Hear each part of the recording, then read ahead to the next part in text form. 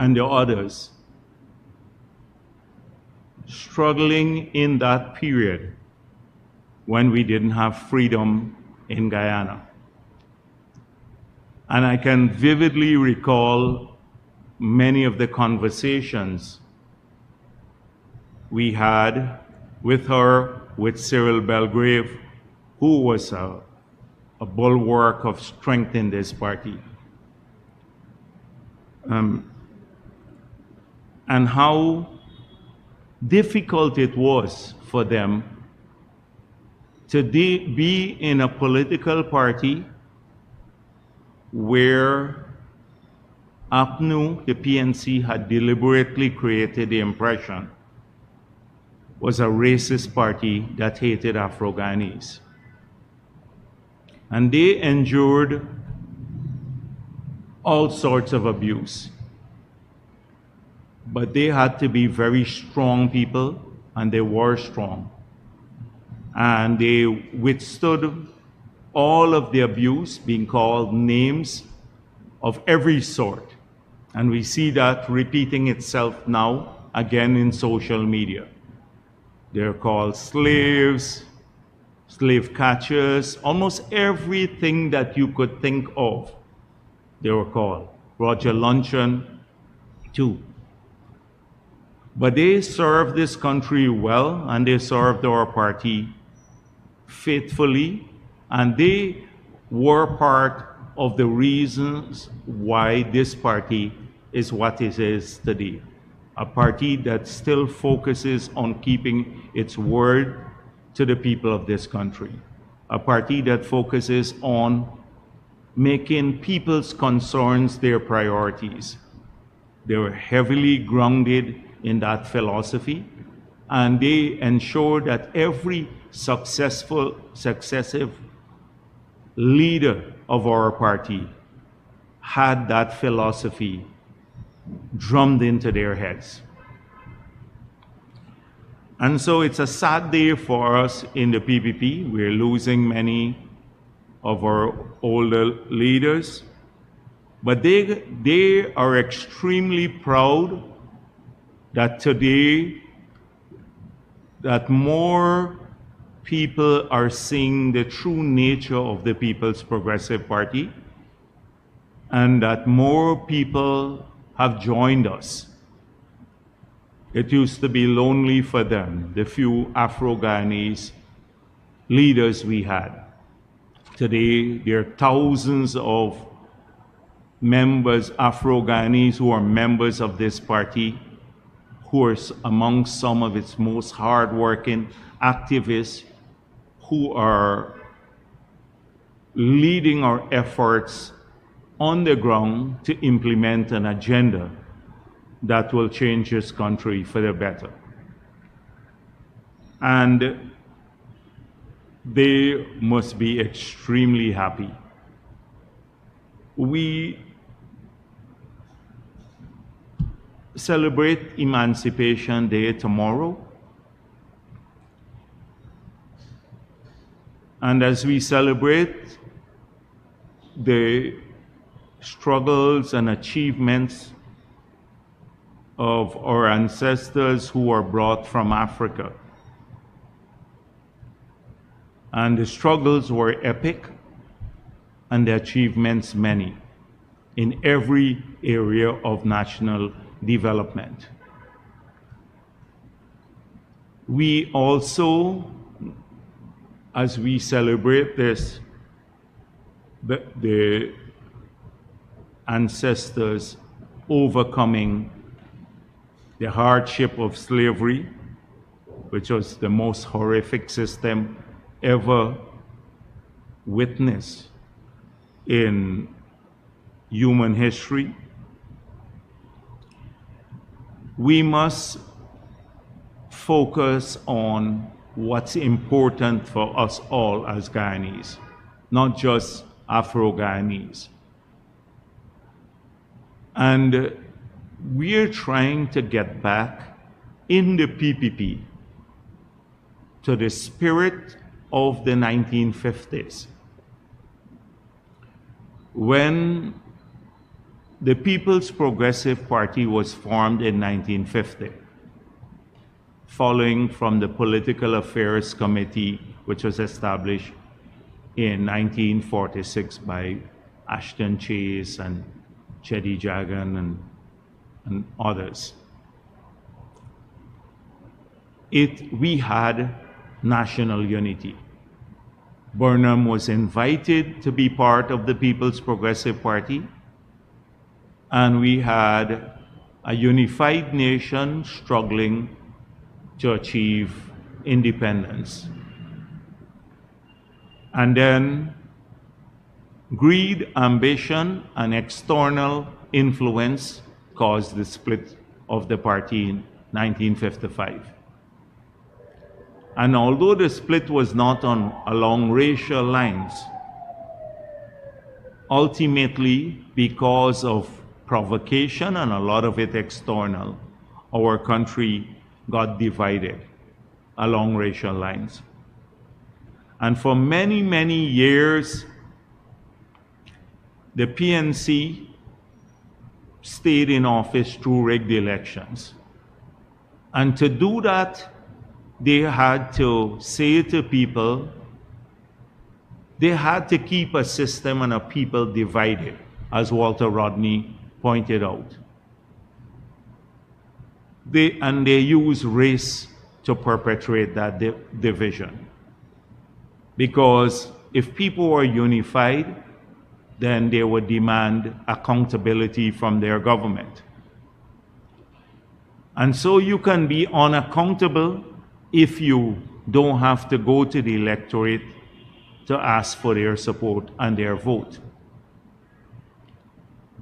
So that was the biggest tool that they used for decades upon decades to keep our people divided.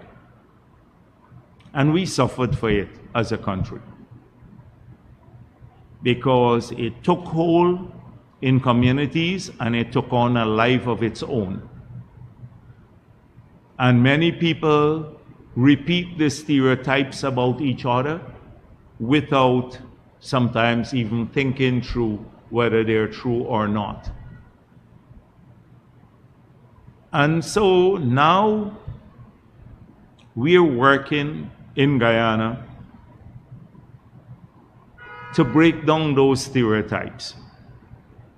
And for that to happen, it requires more people to think for themselves. The groupthink that APNU wanted us to have, and it took place on both sides, is being dismantled by many people, including many young Afro-Guyanese. They're saying that groupthink doesn't help me or our country, and we're fed up of it. And we are capable of using our intellect to think for ourselves and to assess what's good for our country and our families and our communities. And many people have come to the PPP because they say performance matters. It seems as though APNU only around elections remember that people are Afro-Guyanese when they need votes. Then they remember their concerns. Then they talk about youth and empowerment of communities. Between elections, they don't care, even when they're in office, as we've seen in the past. And given their track record of 28 years running Guyana and leaving us below the poorest country in the hemisphere, below Haiti, they didn't have much of a track record before. So they're back at it again. They're back at it again. When we thought it was a spent propaganda tool, ideology, racism, but they just can't help themselves. So you see both the AFC and APNU pushing this line with greater intensity as we get closer to the elections. And that's why they target every person who dares to say, I want a united country. I will choose the political party that I support based on what I think is good for me and my family. They want to force people to go back to groupthink. Never mind, group thinking doesn't help them. So they must ignore the lack of plan, the lack of achievement that APNU has, no credible leadership, but just vote for them blindly because of race once again. And if people dare break out from that mold, then they are upset with them. So they put a group of people to say the vilest things about them. I see what's going on with Jordan Wilson now. Someone who dares to say that I'm supporting the People's Progressive Party, who comes to our rally. And it's happening to so many other young influencers and people who dare to freely, in a country where we celebrate free speech, to say, I'm supporting this party for the following reasons, or I want national unity. They believe they can beat people back into submission to using this racist ideology. You're selling out, you're slave, whatever else, back again. In this time when we're celebrating emancipation, our forebears or foreparents, they had to use every bit of intellect to survive the hardship of slavery. To survive the hardship of slavery. And they want people to give up on their intellect back. And you see the ones who are peddling this vile campaign. They have nothing really to offer to anyone. Nothing, absolutely nothing, except abuse. They can't speak about what they stand for because nobody believes them. And so the last week, I've seen a lot of this being peddled and propagated, including by mainstream media, helping, of course, APNU to divide the country along racial lines once again, because many of those people are happy when we're divided. They're happy. It's a perverse thing. It is a weird thing, but some people love this. And many of them are in the media. So Ogunse, again, they rolled him out from somewhere. I don't know where he was. Ogunse and Hines, they come from the WPA. When the WPA meant something to this country, when it was led by Walter Rodney. And after Walter Rodney always spoke of national unity. Walter Rodney collaborated with the PPP in that period. He used to lecture at our party school. He is one of the greatest scholars that we have ever produced. Walter Rodney, even now when you go to Africa, many of the leaders talk to you about Walter Rodney. He lectured at the university there. He led a generation of or influenced a generation of African leaders, wrote one of the seminal pieces of work on Africa, how Europe underdeveloped Africa, and that's still being used as a textbook in many universities in Africa. Couldn't find a job at our university. because of discrimination under the PNC, and then they killed him. The PNC killed him because he posed a threat to what they stood for, which is division of our country and lack of democracy. They killed him. And that, if you don't understand the mechanics of how they killed him, look at the Commission of Inquiry. Look at the Commission of Inquiry that was held. You will see how they targeted him and then killed him. They killed Father Dar in that period. So these people come from that generation, Nigel Hines and Ogunse. But they are so racist that Walter Rodney if Walter Rodney were to be alive today, he will disassociate himself from them. Because all they do is to try to beat down the young Afro-Guyanese man who is trying to make something of his life. They preach this victim's mentality all the time. So in this week, they had a news story saying African youths have no future. That is Ogunse. Would never say, please go and study because the scholarships are free now, or the training is free.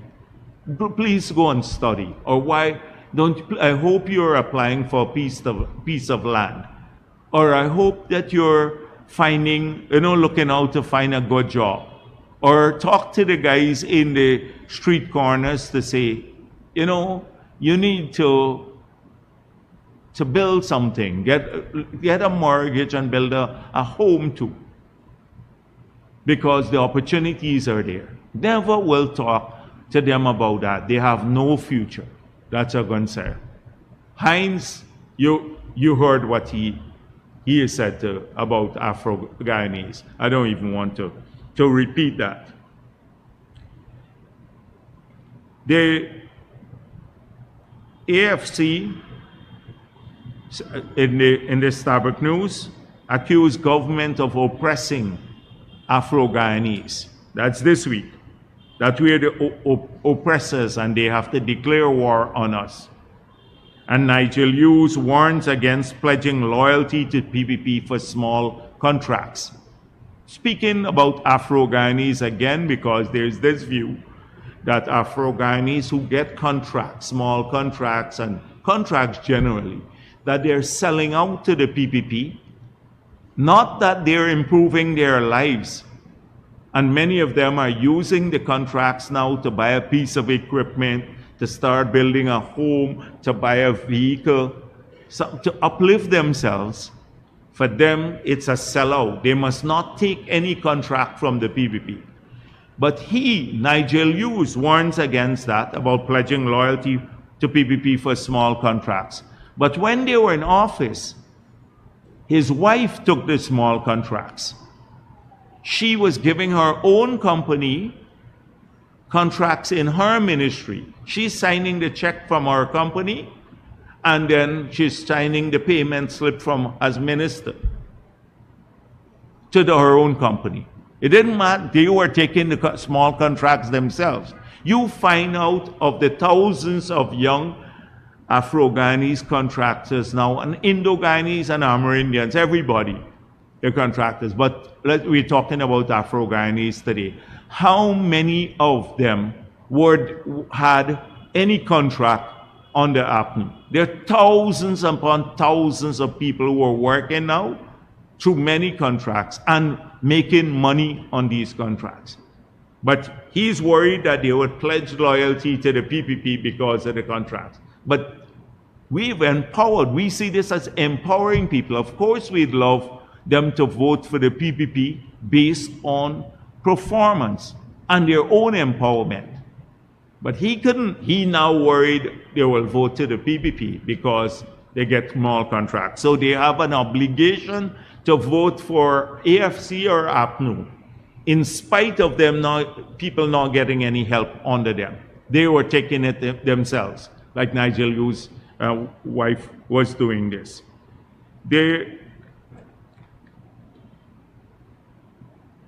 So all week long, we're hearing this assault on Afro-Guyanese, and it will get worse as we get closer to the elections. They're using the trolls online to target people. But people are standing up now. It's not the past any longer. And they're spent force. They have nothing to offer people. They're not going to win the elections. They have nothing to offer people except abuse. They have no credible plan, no track record. They have no leadership, as I said before. From the PNC, this is what you hear too. So I see they have now Dexter Todd carrying the same thing. And Dexter Todd is a Shih Tzu masquerading as a pit bull. And Shih Tzu is a dog. It's a small dog. So don't, I look at their face there. It's not what you think it is. It's a small dog. You know, one of these people put in their pockets and stuff like that. They walk around with it. Well, that's Dexter Todd. So big and strong, suddenly with a pit bull roar or a pit bull bark, he is talking about bring evidence of how they rigged the elections. He is still that they did not try to rig the election, that PPP rigged the elections in 2020. That's the diet he's feeding people now in 2025, when the whole world knows this. They can't even produce their SOPs. Sandy told you about what they did with their SOPs. And just look at people at a meeting that they have, and in such a shameless way, still try to defend something that is indefensible. You are really hoping that people have either, you have to disrespect them to do that, to make that case. And then the next thing about it again, so it's racism, it's lies about rigging of elections, and they're worried about us rigging the election in the future, and then it is something again to polarize young Afro-Guyanese kids, especially the young people, which is extrajudicial killing. So they're resurrecting all the old stories about extrajudicial killing and then lying and adding numbers to it. Adding numbers to it. So, how many people were killed? Remember, they used to say 1,400. Nigel Yu said 1,400 persons were killed in the PPP term in office. And when asked about it, he said he didn't have the figures. He didn't have figures anywhere, but he knew because he was a prosecutor. That's how he knew. It's a lie. It's a blatant lie if you look at the numbers. But they're helped along by a lot of people too. Look at the Starbuck News. So on the 29th of July, the Starbuck News did an editorial about the killing of Orrin Boston, because all week they saw APNU making that case to polarize the country back again, to get these young kids now who may be coming to the PPP, thinking about coming to the PPP for their own future, to get them to stay away again using the old argument, they kill Afro-Guyanese over there. So Starbuck News now, all week they've been pushing that. The 29th of July did an editorial, killing of Orrin Boston.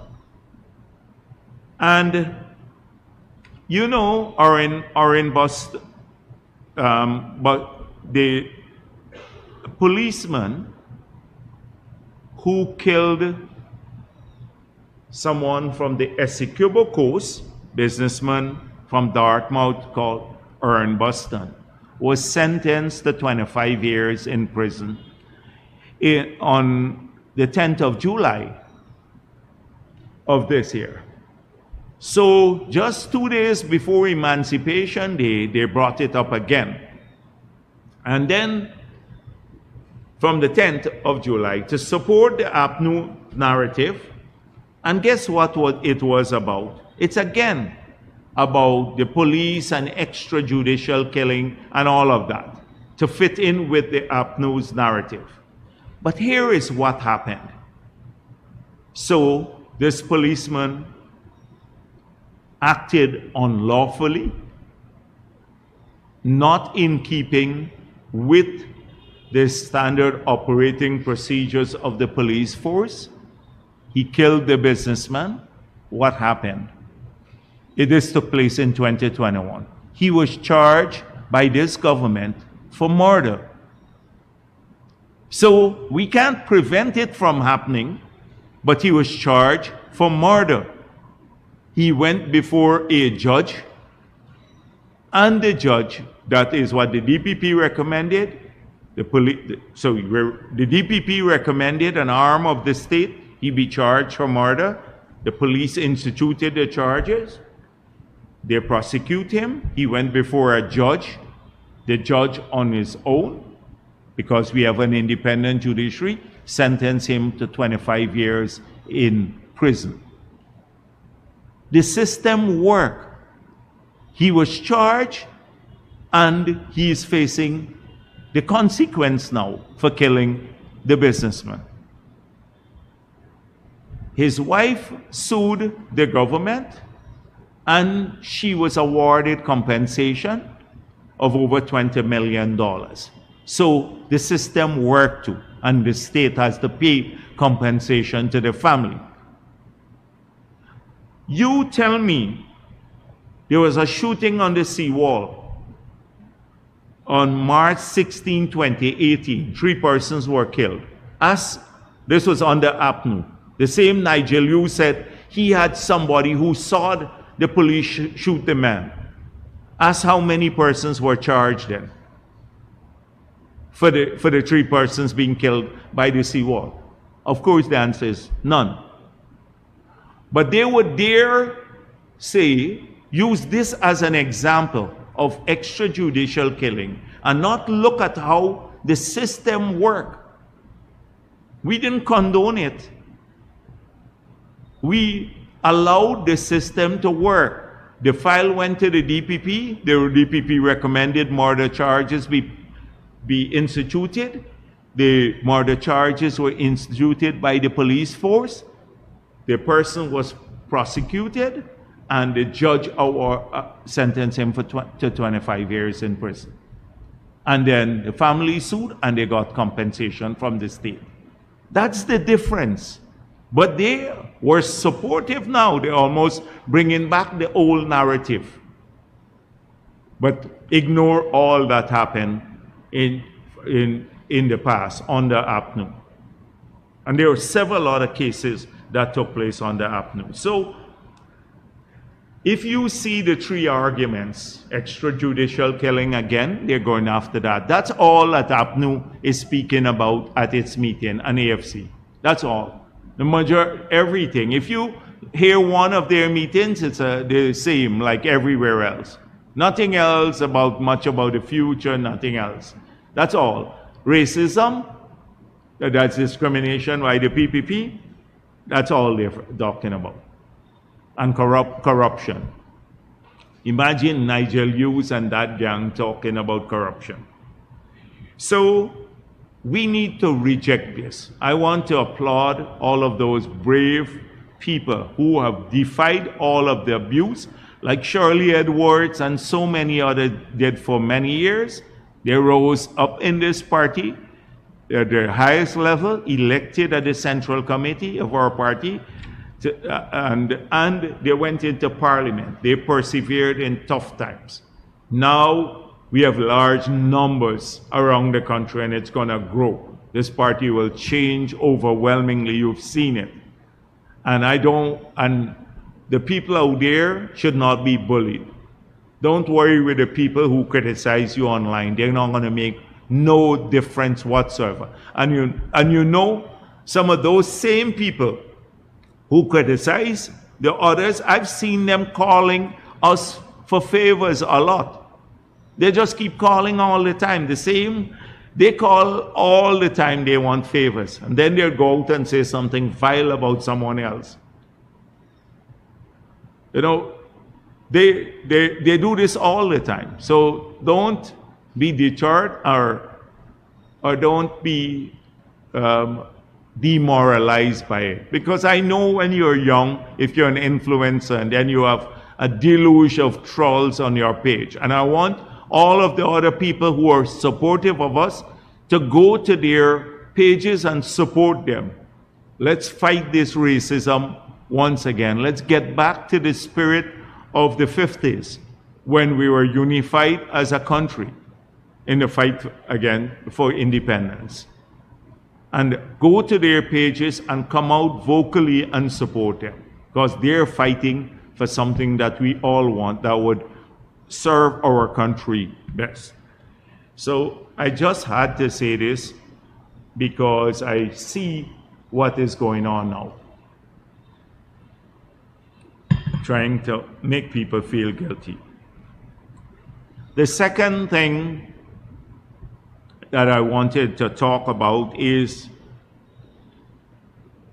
we've been hearing a lot about young people. And so, what's the vision for young people?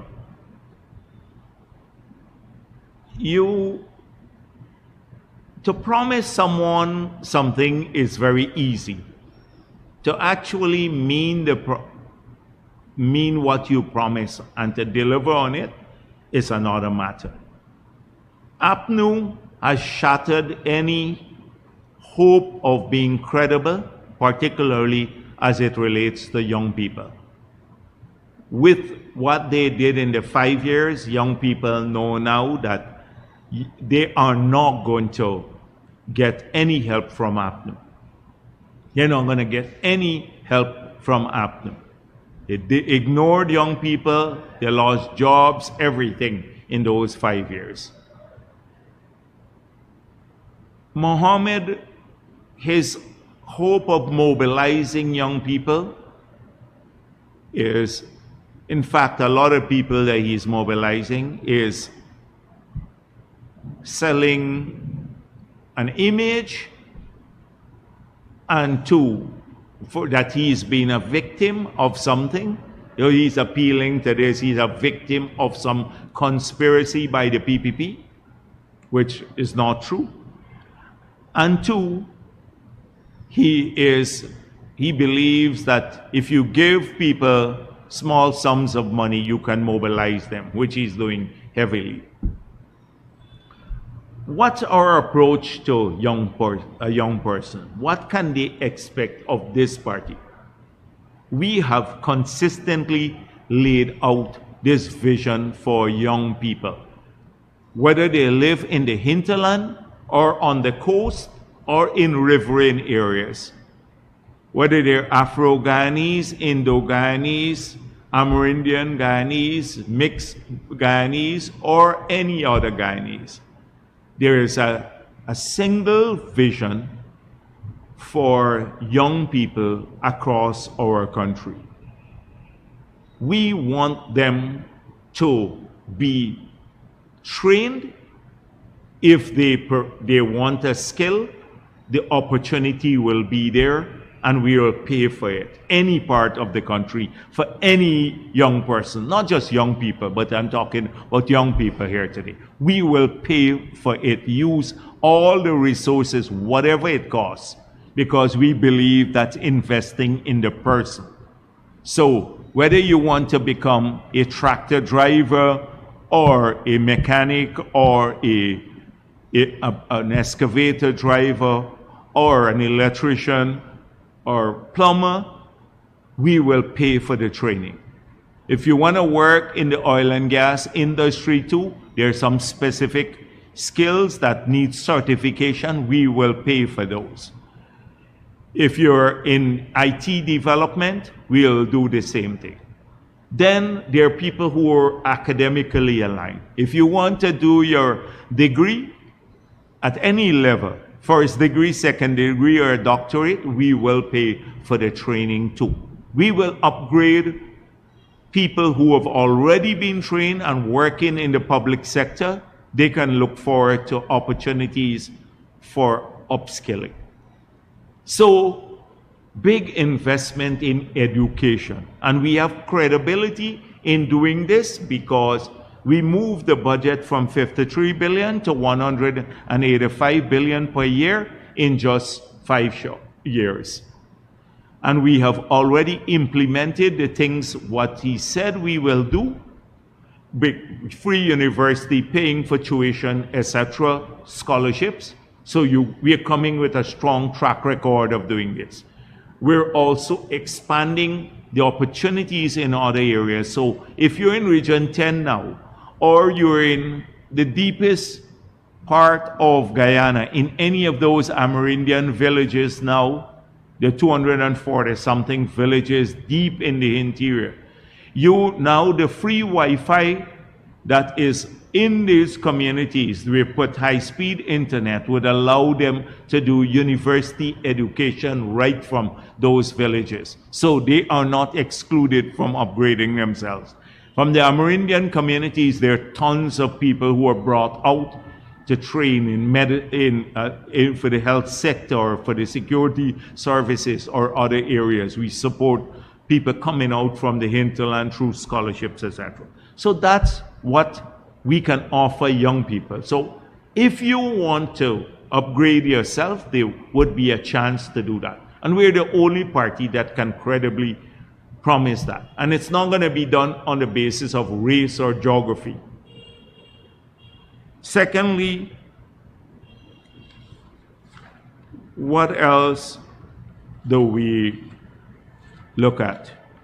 So it is jobs. So when you're trained, you want to find jobs, and better paying jobs. So those who work in the public sector will see improvement all the time. You'll continue to see their benefits improve as well as their salaries. And those who are looking to private sector employment would find a market, because we have a pro-private sector approach, pro-business approach, pro-industry approach. So farming, mining, the hospitality industry, the incentive regimes have been aligned to generate more jobs for young people and better paying jobs. Where we need to do more now in the next term is to ensure those jobs are replacing the part-time jobs, because we put the part-time jobs in many parts of the country as a stopgap to better, more permanent jobs.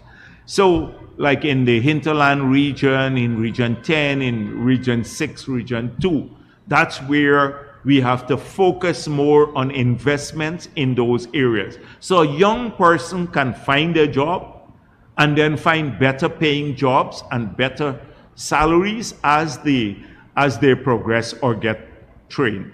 That's the second thing. We are pushing that. The third issue is housing. We want every young person to own a home.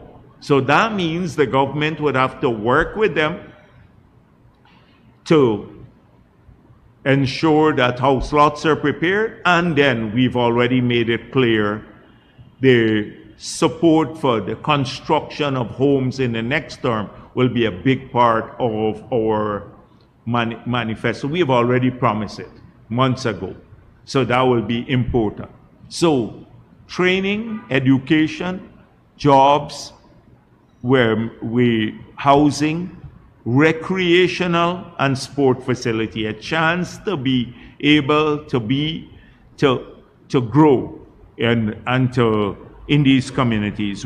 I don't want to belabor the point, but right now we have promised that every ground in the country will be fixed, and we're already halfway down that road. That will just be continued. help to start families through the taxation system, through owning a vehicle by lowering taxes on vehicles. That's what they can expect. We are looking for a young person now who's going to start off life, that all of these things matter to young people. Recreation, housing, education, jobs, owning a vehicle.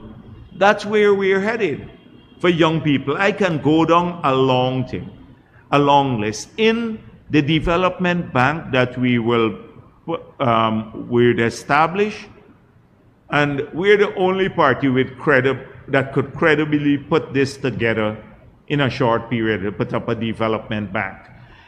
There would be support for small and medium scale businesses there, zero interest loans, but we have a window for women and young people, a special window that will give them preferential help in these areas.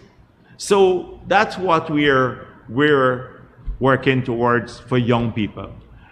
These are just some of the things that we're looking to work with young people. So it is, when I look at the other parties, APNU is feeding a diet of discrimination and victimization. And the other side, oh, I'll give you $50,000, come to my meeting, but nothing else. You can't hear a credible vision being articulated by the leader. In fact, I don't even know if he has read what's written in that document they call the manifesto, plagiarized document. I don't think he has read the document. So they don't even know. It's just an election gimmick. So if you're young in this country and you have choices to make, I think the choices are clear. Then looking at costs. So we have outlined clearly, our activists have gone around. We're doing a lot of house-to-house work with the flyer, and I've seen them plagiarize from our flyer. The flyer has about 30 points where we promise different things for the next 5 years. We spoke about our past. You see this. I showed you this even before, long before all of the manifesto, and not ANOG, what's the other one, WIN, or launch their manifesto. And you see some of the promises here. These have been spoken about for the last year or so. And I see them saying, we took these promises from them. The guy couldn't even explain one promise in front of the Umanayana. You remember the media asked him, tell us one thing you do, and he couldn't even mention it. So we're going around now and we're finding out where communities have changed. Like on the East Bank, some of our activists said to me, when we go around, the biggest concern now for people are security lights. They want lights in the community, they want their drains clean, and they want also garbage collected. In the past, it used to be a lot about road and jobs. Now it's because many people are working now, there are better roads and stuff. So they have now transitioned to those things. And we recognize that we didn't get to all of those because we had to build the bigger roads. We're still getting problems now building these roads because they're damaging utility all the time. Every time they go and dig up a road, they break in the water main and leaving people for days without water. So we still have a lot of those issues to contend with. But we recognize this. So I want to assure all of the people that we haven't forgotten about this. It's not as though we don't recognize it. We've been on the ground. That's why months ago we said, when I was on the East Coast doing some whistle-stop meetings, about 20 of them, this is long before the election date was announced. I said to people, we recognize this. We will be coming back to the concrete drains in the community. That's how we'll get a lot of people working too and getting contracts, the same small contract that Nigel Hughes doesn't like. There'll be many, many more to small people across the country, in every community, so they can make money whilst changing their communities. Thousands upon thousands of people will be getting that. So Nigel Hughes, there'll be lots more contract to people to fix these things. 2, we bought already 100,000 lights. We now only receive 4,000 of those so far. So by the end of this year, maybe middle next year, you're going to have 100,000 lights in communities. Along the highways already we're putting in the major lights, but in all of the communities across the country. So we recognize that people want lights in the community. Thirdly, so concrete drains, the lights. Thirdly, we've already been investing more in garbage collection. We are buying the compactors. We said in each NDC we'd have to find a site where they can move the garbage. And we've already increased the subvention of each NDC from $5 million to $30 million each, so they can focus more on garbage collection. We're assisting even in the city. So we recognize that. So when people, they go to the homes now, canvassing support, our activists, these are the concerns they hear a lot from people. It's not so much like in the past, we want a road, we want jobs, etc. It's more now along these things. And I want to assure you, we're looking at this. In each community also, we're going to have police outposts, already these nice containerized police outposts. And also they would have the security cameras so that to prevent theft and stuff in these communities. So that's why we're aiming, and I want to assure people who've been talking to our activists, maybe many of them are not being able to talk much about this, that if you're looking at this, make sure that you assure people that we recognize we couldn't fix all of these. Many of those things have improved, but we have to get back to them because we were fixing some of the big things, like putting people back to work. 60,000 people are working, more than were working in the past. Fixing more of the roads, getting the system, the people, more training going, education going, healthcare, building the hospitals. We have to come back to those things. So I want to assure those. And then people have been asking them about what are you going to do about like cost. So some people want to know how they're going to earn more, and then others about cost. So let me give you a couple of things that we have already spoken of. But when taken together as a package, then you see the dedicated attempt to ensure that people's spending power is increased. The money that they earn, that they can keep more of it, and secondly, they have to spend less on things that they were spending on before. So first of all, about more money in people's pockets. So clearly, as the president pointed out, every person who works for the state, at the state sector, will see increases. The public servants, that includes our teachers, our nurses, our policemen, firemen, the army people, they will see more benefits. That's benefits increasing, their allowances, as well as their salaries. The pensioners will see their pension increase. Those receiving public assistance will see those increase. People who work on the SIP program or the part-time job will see their stipends increase. The CSOs will see the sum of money they're earning increase that they're earning now.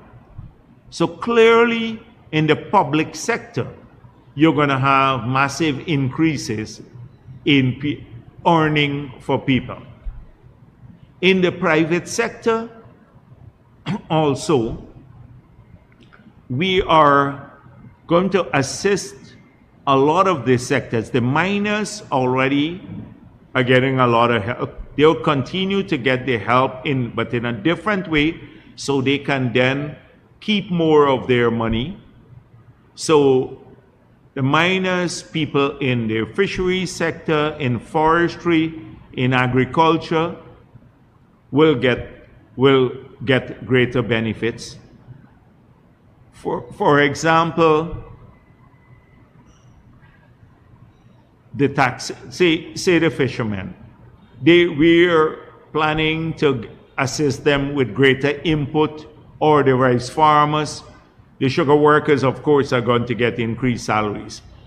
But the taxation system would evolve in a way that if you make more money, you are going to keep more of that money. And that is why we made it clear, both for the public servants, like what we did, we doubled the threshold from $65,000 to $130,000. We added a $50,000 a month for overtime, tax-free, and another $50,000 for a second job. The tax benefits are going to be extended to the mining, agriculture, and fisheries sector and the other sectors, but they also are going to get direct input help from the government, as we have always done. So if you get the seed paddy from government, that means you don't have to spend your money on seed paddy.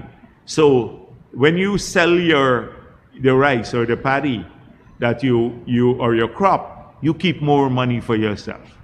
That is all with keeping more money in people's pockets. And I can go down a long list. So every group of Guyanese will start doing this. Those who don't, like right now, there's so many people we are training for work in the hospitality sector.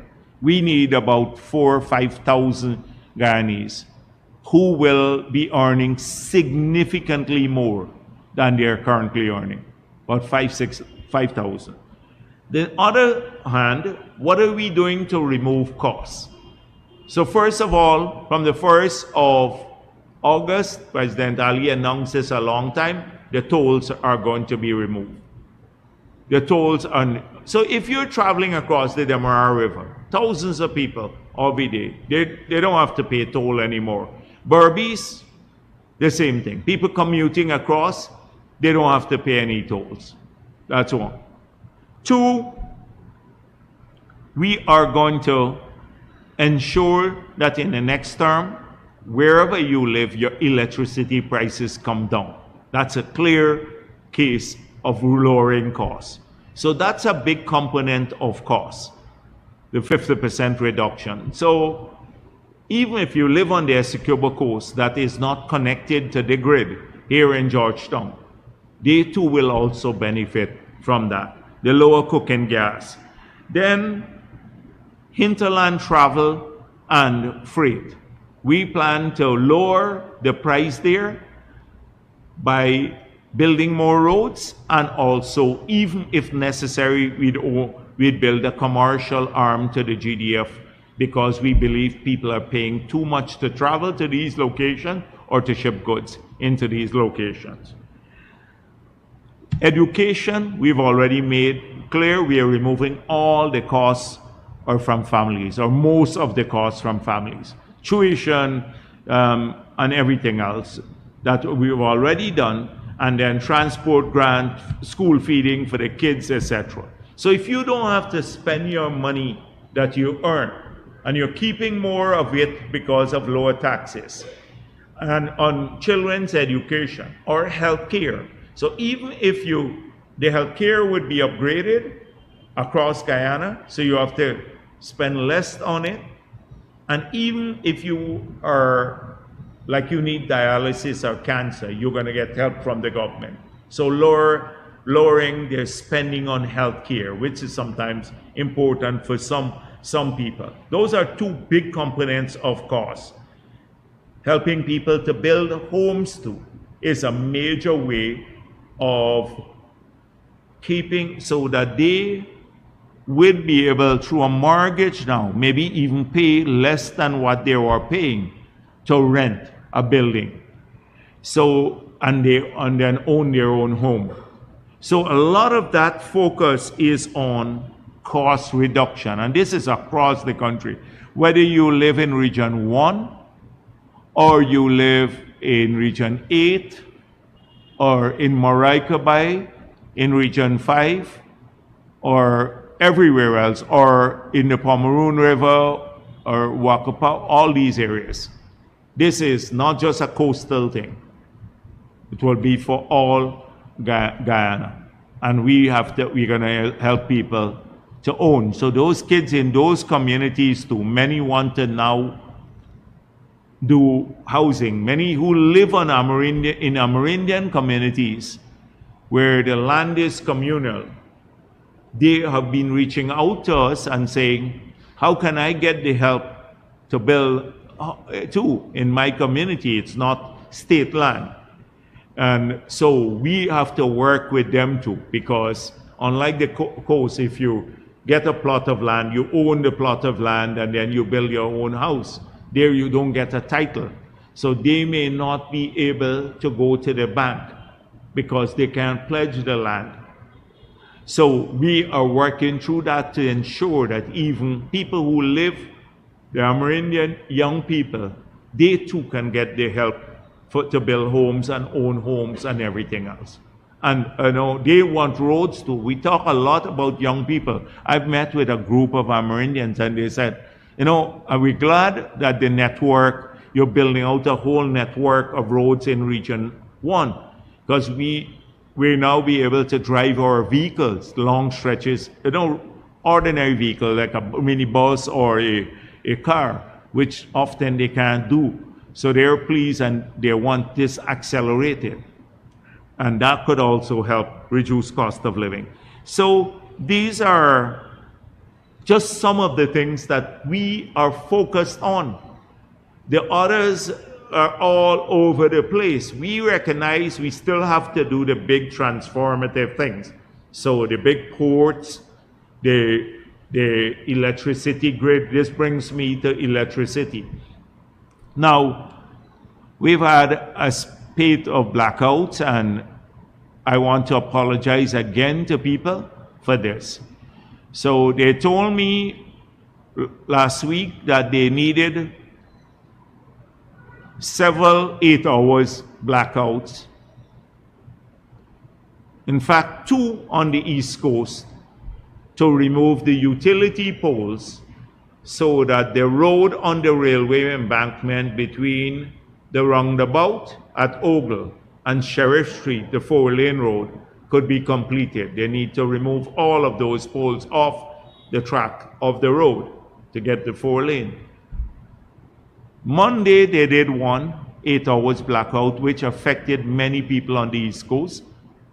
And I told them to get the word out because it would be 8 hours. That one lasted nearly 12 hours because they had complications moving the poles. So it affected people. And then yesterday they had another 8 hours blackout on the East Coast.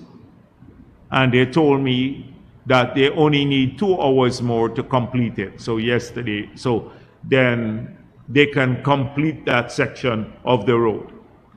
But this represents a major problem for us because we have enough power in the system. We have enough power with the power ship and the other plants. It's just that they have to interrupt power to move these utility poles for the construction activities, and it creates problems for people. They then told me that by the national park, they're widening the road to that road, I think it's Wolford Avenue. And they needed 6 hours blackout there to move the poles. And I said to them, can't you work from midnight, which was supposed to be from last night or so, to the morning so that you can then do that? But once these are removed, they're moved onto permanent concrete poles, and we don't have to touch them back for hopefully for decades, and the system would be more reliable. But it is creating hardship, and I want to urge the people who've been affected to bear with us a bit. It's not like we have a choice. We need the roads, but we also need the power in the system because it's disruptive to many, many people. Now today, they told me they had a shutdown because they had an explosion at Kingston, and that shut down the whole system. And then they had, so I called, I said, power, why when you're powering it up? They said, we have enough power in the system, but it takes about an hour or so to bring up back the whole system from scratch because of that explosion, I think, which blew out some transformer or something there at Kingston. So I want to say to people, the system we are putting in place now, when the gas to energy is completed, a lot of those transmission mains that we have there will be removed onto these high towers. You saw a contract for $422 million awarded, US dollars, to build those high towers to take the power all the way to the border with Suriname. Then it will go to Parika and Linden on those big steel towers. If you drive, you'd see some of them by Eccles. So it's a modern grid we're building out, that if it's out of the way of the roads and stuff, it's stable, it's a smart grid, and we don't need, if you have an accident, it causes blackout. We're trying to fix this system in a way that would last for the next 50 years into the future. That is what we're trying to do, but it comes with disruption and complication because of how the system was built out in the past. We have to remove it. The same thing happened. The president went down the East Bank. I saw Sarah Joanna Relief, a lot of these areas on the East Bank, no water. The contractor there that's working on the road, they just dig up the road and the parapet, break all the mains without nobody. GWI has to go and fix it, and sometimes they take 2 days. The contractors just dig and leave it. Sometimes they even dig the drain, like I saw some of them, digging out the drain in front of people, not even putting a little bridge for them to go in. So we need to do that. We need to repave and widen the old road. And that's the contract we're doing now from about the stadium, but from Diamond all the way to the airport. The road would be widened 8 feet, the old road, and repave, resurface right through. That's a project. But the way they do it is very disruptive to people, the water supply, etc. And then we're building the parallel 4-lane road to the highway. So I want people to understand that a lot of these things might be disruptive now, but we're trying to fix this system definitively. It was easier when we were doing the Ogle bypass because that's fresh area. Nobody was living there, so it wasn't so disruptive. But when you have to work in the middle of communities, often it becomes a problem. And so we're struggling with this, but it's because the system is being built out. And I hope people understand that a few disruptions is not because we want to take down their power or anything of that nature. So those are some things I need to just make sure that people understand, because these are it's not the big concerns they raise any longer. It's these small things that they worry about. The lights being on, it's the water supply, it is the garbage in the yard, it's thing. And those are things that we are cognizant of, We, as I said before, we had to fix the system. We have a vibrant economy now, which was not so under APNU. We have more people working now. We have more construction activities. We have more people owning homes. We have more people studying. We have more infrastructure that would help people being built, or schools. Our children are going to have better schools. They're going to have more support. Our hospitals are being built. Those were the big things. We now need to come back to the small things.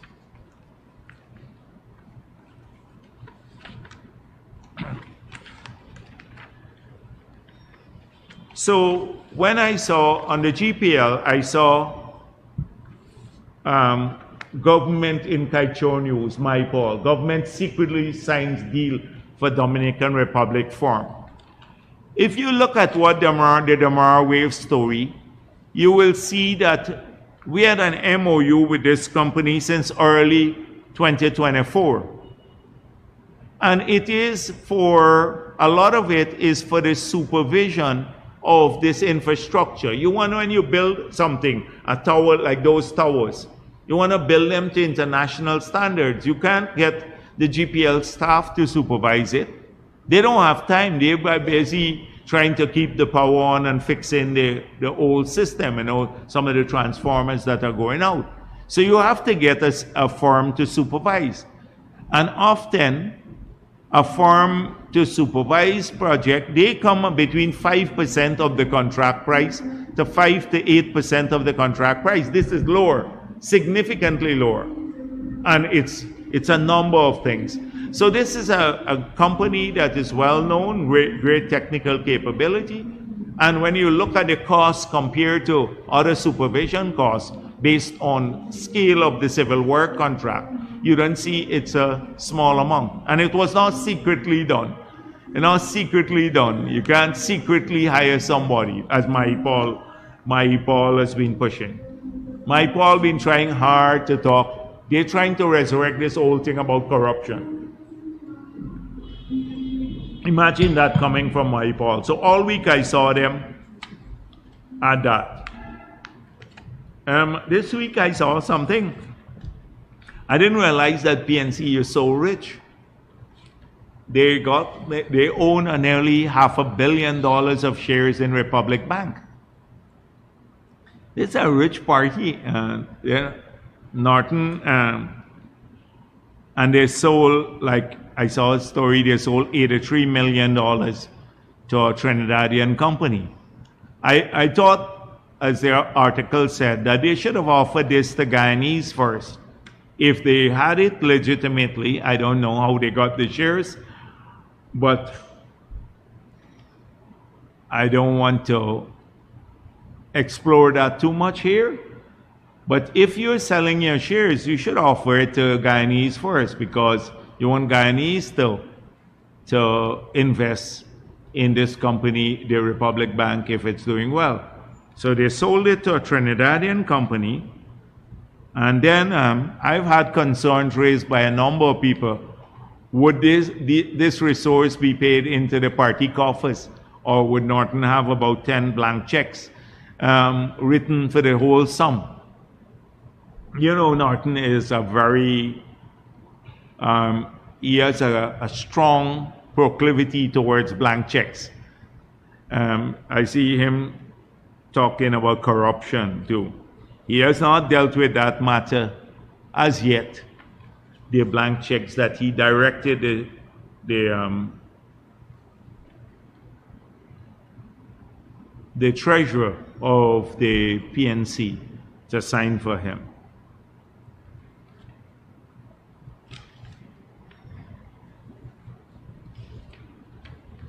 The WIN manifesto. So WIN continues to run a campaign based on clever optics, and they're enabled by lots and lots of people. The PPP haters too. So you would have just a picture of a person speaking, So, like yesterday, somebody showed me they went to Berbice River. And then what they did is they took 3 boatloads of people from New Amsterdam, and they gather up from, well, they're not New Amsterdam residents, but people leaving New Amsterdam, up the river, what they call a motorcade. And then they took those same people, and then they pick up a few from the different communities they went to, and landed them in every village along the Berbice River, and then took pictures, tight shots, and posted. That's what they're doing. You recall how they photoshopped the crowd in Linden. They photoshopped the people they were there. That was exposed. I think they pulled it off. They had a poster now, because we saw the same people in 4 or 5 places in the poster that they put up. That's what they do. It's like that was a rally for them. So this is to create the impression that they have a groundswell in the Berbice River. That is what has been done. So I was like I didn't get a chance to look at their manifesto, or what's called a manifesto. But I read the Demerara Wave story about what happened. And so Demerara Wave said they helped the media to get into their manifesto launch. The first thing you recall is that they invited the press. So by invite only. So that's the first thing that's wrong with the invitation.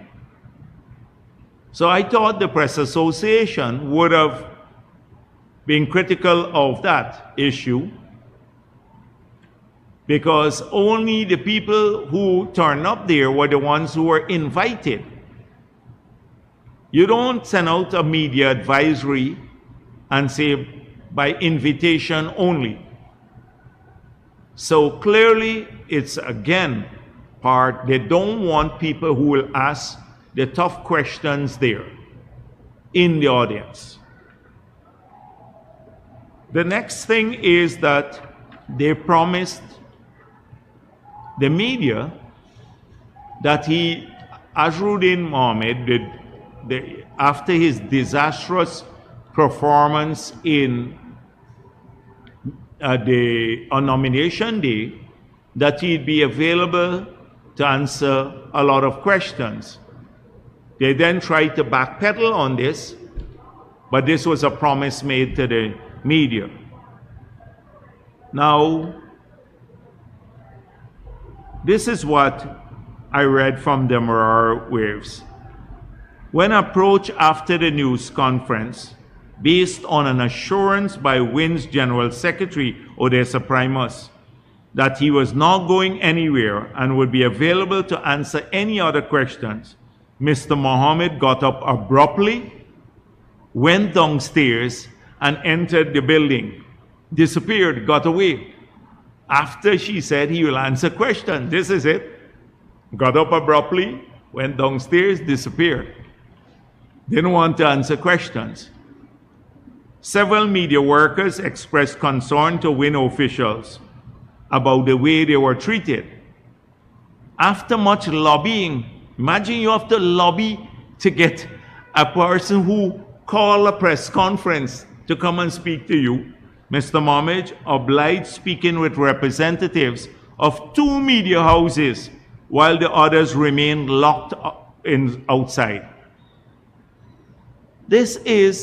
It tells you a whole story. Just that little piece tells you a whole story. And I don't know if sensible people don't see this.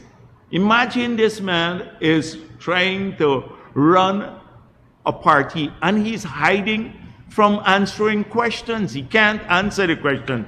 And look at the childish answers he gives. He says that since he was sanctioned, there's a foreign currency shortage in the system. This is what he said. So what is he saying? What is he saying this? He said, since I was sanctioned, the financial system within the bank, heavy shortage of foreign currency, but they wouldn't say this.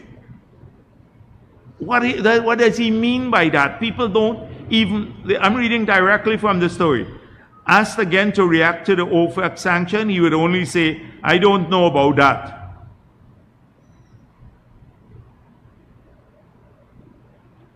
Then he said, the money will come from wasteful spending and corruption, cutting wasteful spending and corruption. We heard this before to finance the program. But the one that takes the cake, basically, is Mr. Mohammed also vowed to clamp down on the alleged smuggling of gold to Brazil and Venezuela by an unnamed gold dealer who is close to the governing PPP. When I take office come the 2nd of September, I will ensure that all this gold, taxes must be paid on it and will be exported to the United States of America or Dubai. You have to be a full-fledged lunatic to even utter these words. Imagine you are sanctioned for gold smuggling. The people have a ton of evidence. You're going to face accountability. He said he'll shut down and somebody close to the PPP doing this. How could people not see this? I don't understand. I don't understand how come people can't see this. You know, that's why, why he campaigns. He likes campaigning in the interior too, or go to those villages, because he's getting away from the reporters. He hides from the reporters because they wouldn't follow him into all of the corners, and then they get bullied by Primus and the others, and his people. The moment you expose him to a couple of questions that he hides from, how could this ever, just look at the Morale Wave story. I didn't see it, someone sent it to me because I didn't pay no attention to the press conference. I just saw a clip of somebody asking Primus, what power demand will you target? And she said, did I say that? Actually, she said it. And then she looked at it, her eyes popped, and she dropped her microphone. Disappeared. Imagine that's a presentation of manifest. And they said, oh, we'll complete the gas to energy project. You know what? All of them complete the gas to energy, solar, which we're doing, and the other stuff. Nothing of substance. This brings me to the next point. We have always said to people, I said it here, that Azruddin Mohammed likes to share his misery with the people. He used to laugh at those who got their visas taken away. Let me tell you, in circles, they would have a joke about it. So he called them and say, you got your visa taken away, and laugh. 2 persons said that to me. Literally large numbers of people, quietly, they're ashamed to say, who were associating with him, got their visas taken away. You see with the banks now, we were warning about this. Read the Starbucks News story today about the guy who was fired. And read from GBTI, and read what it says there. Like, people not reading stuff.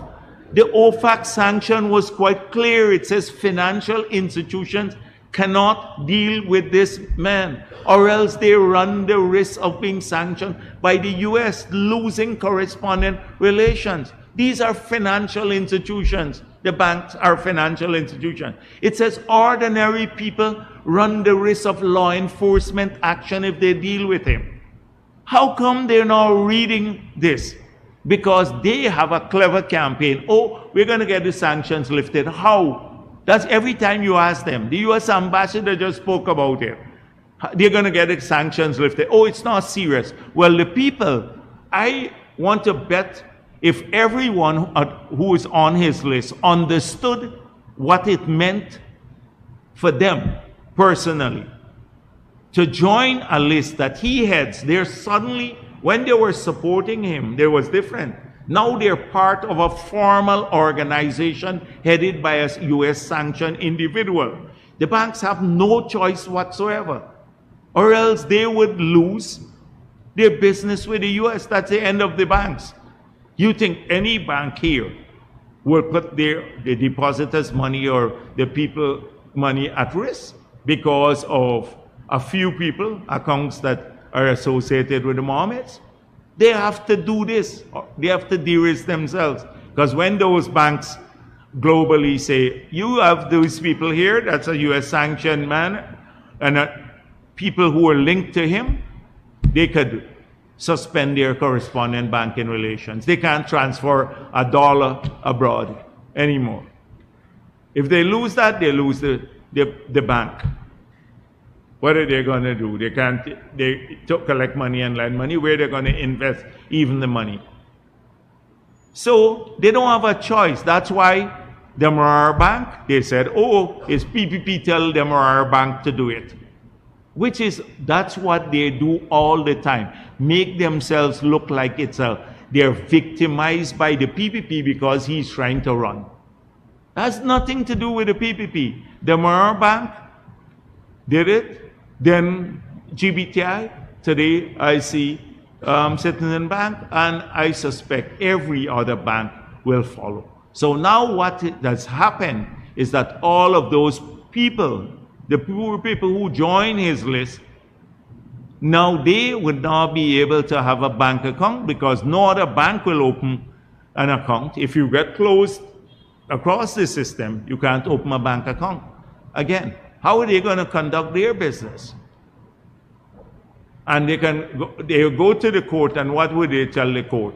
Oh, the bank must keep my account so that they can risk losing their correspondent relationship. Which court would say the bank must do that in defiance of international banking rules? So a lot of people now on their list would lose their account. And I feel sad for those people too. Because many of them maybe have listened to the nonsense they tell them, oh, it's going to be lifted, the US or it's PPP doing it, and put their names down there. I'm sorry for those people.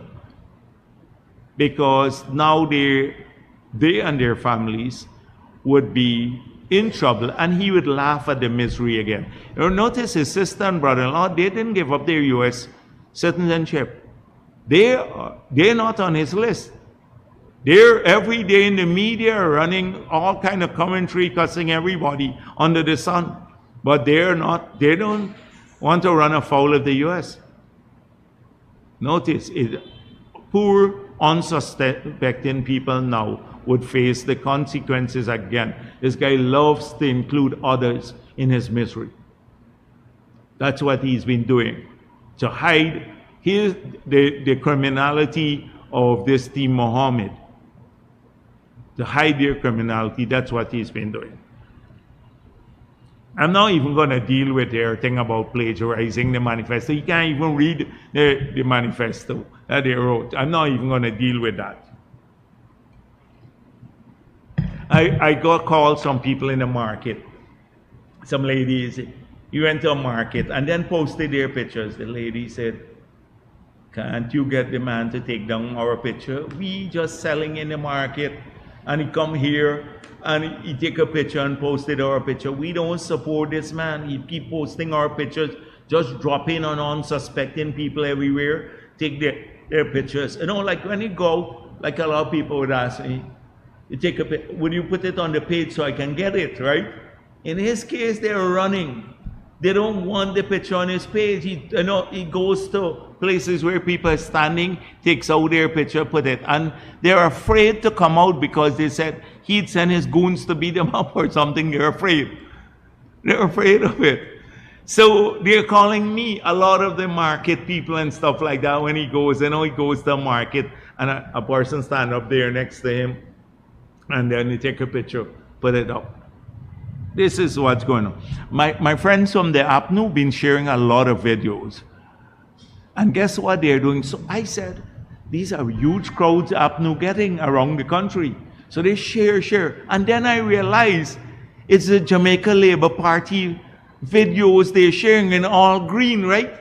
So, and people are commenting under this thing, this is a good crowd and stuff. Check it online. I don't know if it's my algorithms that set, so I scroll and I see a lot of the Jamaica Labour Party thing popping up, and I suspect it's APNU supporters sharing it. So I didn't even know. I said there's a huge crowd because Jamaica looks almost like Guyana.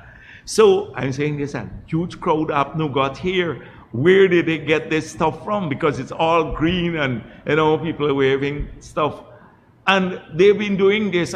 They're doing this deliberately, so it pops up everywhere to create this sense. When they hear 3 persons in a meeting, they share, instead of that meeting, they share the Jamaica Labour Party video for a meeting in one of the constituencies there. Check it out. See if you don't find some of those videos popping up. I've seen a lot of that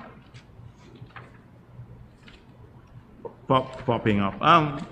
I think I plan to go through in great detail some of the manifesto, or the promises that the parties are making, but it doesn't make sense. When I look at it, it really doesn't make sense to do it because it has nothing that you can really. It's just like what I said before, is just trying to outpromise the other parties. Everybody trying to outpromise. There's no framework to anything that's being done. I see some polls coming, fake polls also. They're doing fake polls to say how they're winning 20 seats and the BP will win 15 seats or something like that. You know, Mohammed said he just said it at a press conference, he'd be president 2nd of September. He said he getting 65% of the votes at the elections. I don't waste my time being silly things that the people of this country know are silly. So I want to urge all the activists, thank you for the work you're doing across the country. They're in every community, the PVP activists. They're working hard in the sugar belt, in Barbies, and among the rice farmers, the Amerindian communities, and the Afro-Guyanese communities, everywhere. They're there carrying our message, which is about Guyana. Bringing people together, working together, so that we can change this country. Thank you. Good afternoon, VP. Tricia Silvers, Guyana Times. You spoke just now about the interruption as it relates to construction affecting communities versus when we don't have persons in those areas living. And on the East Bank, as you know, the US $75.8 million good successor to Mary Road is currently being constructed. Yes. And that road is a major road. And it currently, because of it, other roads would have sustained some damages as well. Can you say if there are plans to conduct remedial works in some of the affected communities, which would include Supply, Garden of Eden? They also have some roads affected in Suzaik, considering that, you know, CPL is also coming up. Wherever they damage the roads, we should fix the roads. But the plan is, so we've already awarded the contract to go the 4-lane now, the Heroes Highway, from Craig. You know, the Craig bypass is open already, right? That's open. So you can come around by Craig. So from Craig to Garden of Eden. And then at Garden of Eden, we'd have to have a 4-lane road connecting back to the main road. The main road I'm calling is the one we use currently. So they would have at Garden of Eden major upgrade now to come back there, because we do this, we can try to connect the roads. Like I'll come to that in a minute. So that's on the East Bank. So that we may just patch up the roads because there's major work to be conducted. If a road in Garden of Eden, the same road is being damaged now, there'll be major work, a 4-lane road coming out back at Garden of Eden to connect back with the old road. So anywhere where roads are damaged because of movement of vehicles and stuff, in the construction phase, we'll have to fix it back. And the water mains too. That's a big problem up there because this particular contractor is just digging without any regard for where the mains are. And the president himself went there to look into it because people complain about it. So he was on that corridor between beyond Diamond to Soesdijk to look because they're working there now about the problems. We had to slow down. They have to widen all the bridges and redo the bridges. But if we do that now, traffic will come to a standstill on the East Bank. So that's why we have to complete the road to Garden of Eden, the 4-lane road, then move some of the traffic there, then do the bridges along the old road, the one that's widening and being done. So it's a lot of work and it requires lots of people. And I know it affects people every day when they go up, they're frustrated. But it used to be like that, and now, like from Diamond coming in. Now with the bypass and the Heroes Highway, it becomes easier. So I want to say to people, bear with us a little bit more, and then eventually all of these things you wouldn't have this disruption anymore. And you'd have nicer communities too. Because every time the 4-lane or a major road comes through, we're going to plant trees along the road and do a number of upgrades to those communities too, right along the East Bank. On the East Coast, some people from the agriculture road came to see me because we're doing a 4-lane road and agriculture road too. And they said they didn't get much notice, and many of them are selling on the road. So they came to Freedom House early in the week. There are about 70 of them. And I said to them, we'll look at it again. So I have to go and meet with them. And then they realized that at BV also, between the railway embankment, I told the engineers we have to do a 4-lane at BV to connect the railway embankment to the new road, the old road, and at other places, Monrepo, etc. So there are lots of those kinds of things that have to be done that will be a little bit disruptive, but just imagine what will happen, the finished picture in your head of the East Coast and East Bank. And the same thing is going to happen in Region 6. They just started their 4-lane road from New Amsterdam to Molson. So we'd have some disruption, but eventually you can't avoid it. We need the roads. The utilities were placed there when we never could have afforded these roads. Or historically, for the last 60 years, that's where the utilities are. We have to move them. So that sort of thing. But I can assure you we'll fix back the roads. That's the idea. And on infrastructure still, recently with the closure of between Nandi Park and the East Bank, just to facilitate works on the new Damara River Bridge, you saw the amount of traffic just for East Bank, not including those coming from the west side. And soon enough, when the bridge is open, that traffic will be diverted onto the Heroes Highway. And during the Secretary of State visit to Guyana, he would have referred to the highway as concussion roads, and you would have committed to resurfacing it. Can you say when that will commence? Well, the next term, that is clearly on the cards. We have already said that. That will be resurfaced too, but also some of the traffic we'd have to have connector roads back so the traffic could be diffused. And eventually we said the bypass. So right now, with the bridge, we'd have to bring the traffic onto the Heroes Highway, then drive up a bit, and then you can go to the Ogle bypass. In the next term, we hope to bring the traffic from West Coast, so you can come directly over the Heroes Highway, connect to the Ogle bypass, and then you can have a lane coming back for those who want to come back onto the Heroes Highway. So you'd have an overpass over the Heroes Highway. So we've mapped all of this out clearly. because of traffic flow. But you know, it's a single term. APNU didn't even want us to build. They said, don't build roads, you can't eat roads. Well, now if we didn't build these roads, or we're not building the roads, where would we have been today? So that's it. My final question.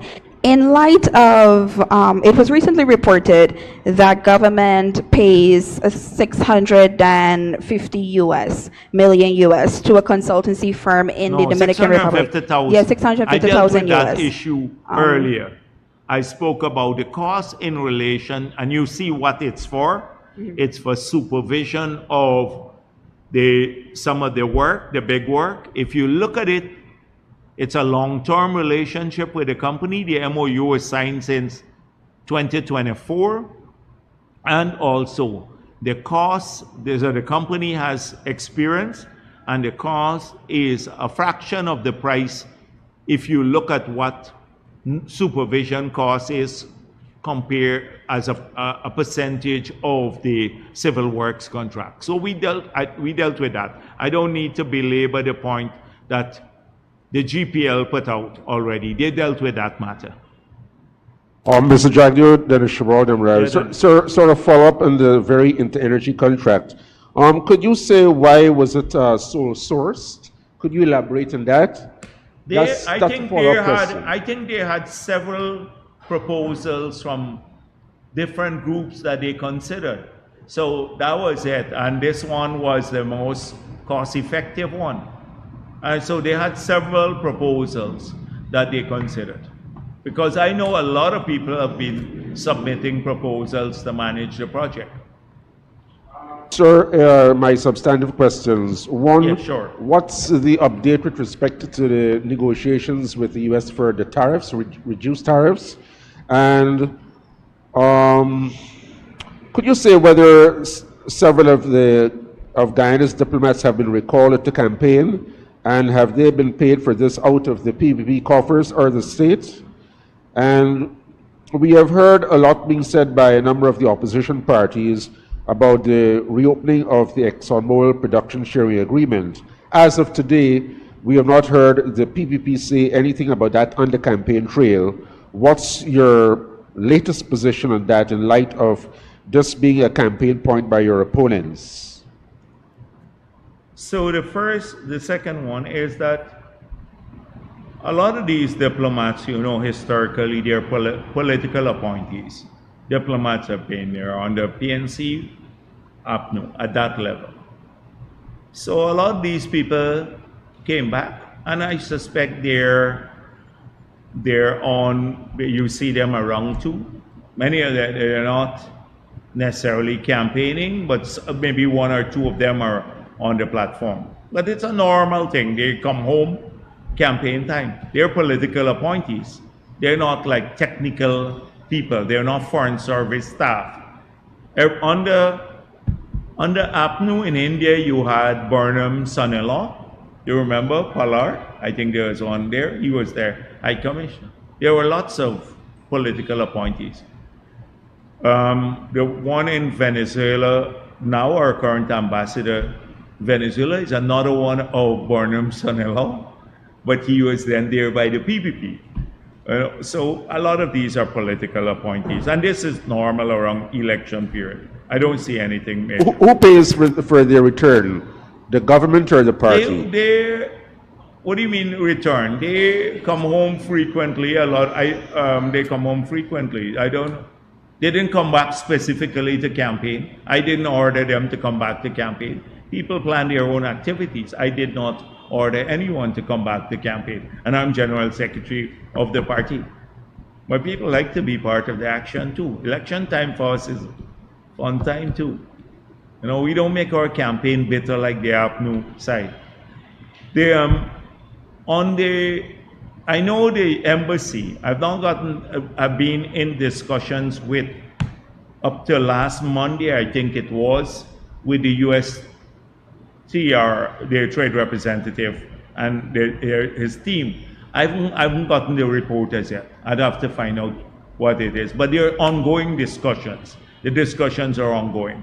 We had a document from them. We sent up our comments. they're discussing these. Because I just spoke to a member of the staff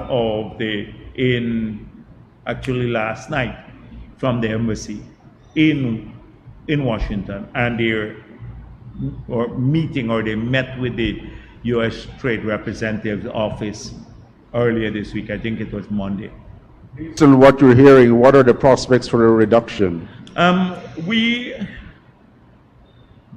got from the U.S. an understanding of that they understood how the trade surplus with the U.S. came about. They know that it's almost entirely from the export of oil into the U.S. So given that, I think they've approached this matter differently. Let me say, that's all I'm going to say now. Unlike with some other countries, I think they take a harder line. They understood that the surplus is as a result of the oil export. Not any unfair currency practices or protective barriers in Guyana that have led to that situation, which they accuse other countries of. So given that goodwill there and the understanding, I anticipate that we should have a favorable outcome. Meaning a reduction. Huh? Meaning a reduction in the tariff. Yeah, well, the tariff has not been, it's still a 10%. We're paying a 10%. And every country has to pay 10%. Right. They were targeting us for 38%, right? But so we're still at 10%. So you're hopefully you'll stick at the 10%. Stick at the 10%. Okay, good. And last question, sir. There is a view in some circles. Oh, no, there's something about APNU and campaign. What was it?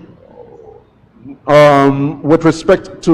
You asked me a third question. That's two. Yes. Something on APNU and campaign. I seem to have missed that one. What was it? What's it? I missed. The PSA. The PSA. Yes, the renegotiation. Yes. So you said on the campaign trail they are promising renegotiation. So will. So APNU has danced around this issue their whole lives. APNU and AFC.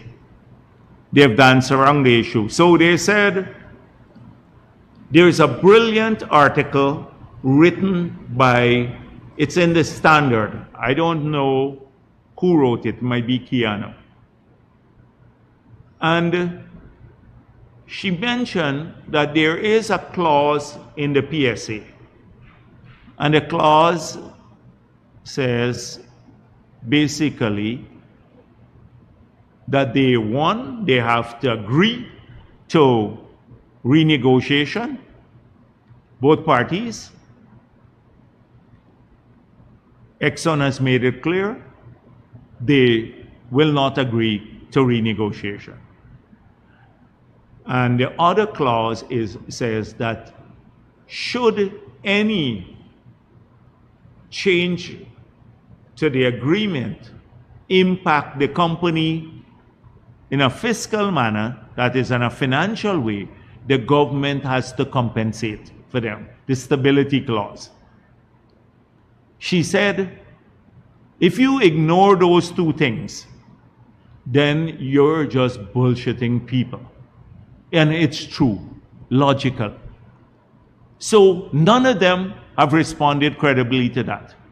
One, the question of, in the PSA that APNU AFC signed, they put two things in there, which says, renegotiation can only take place by mutual agreement.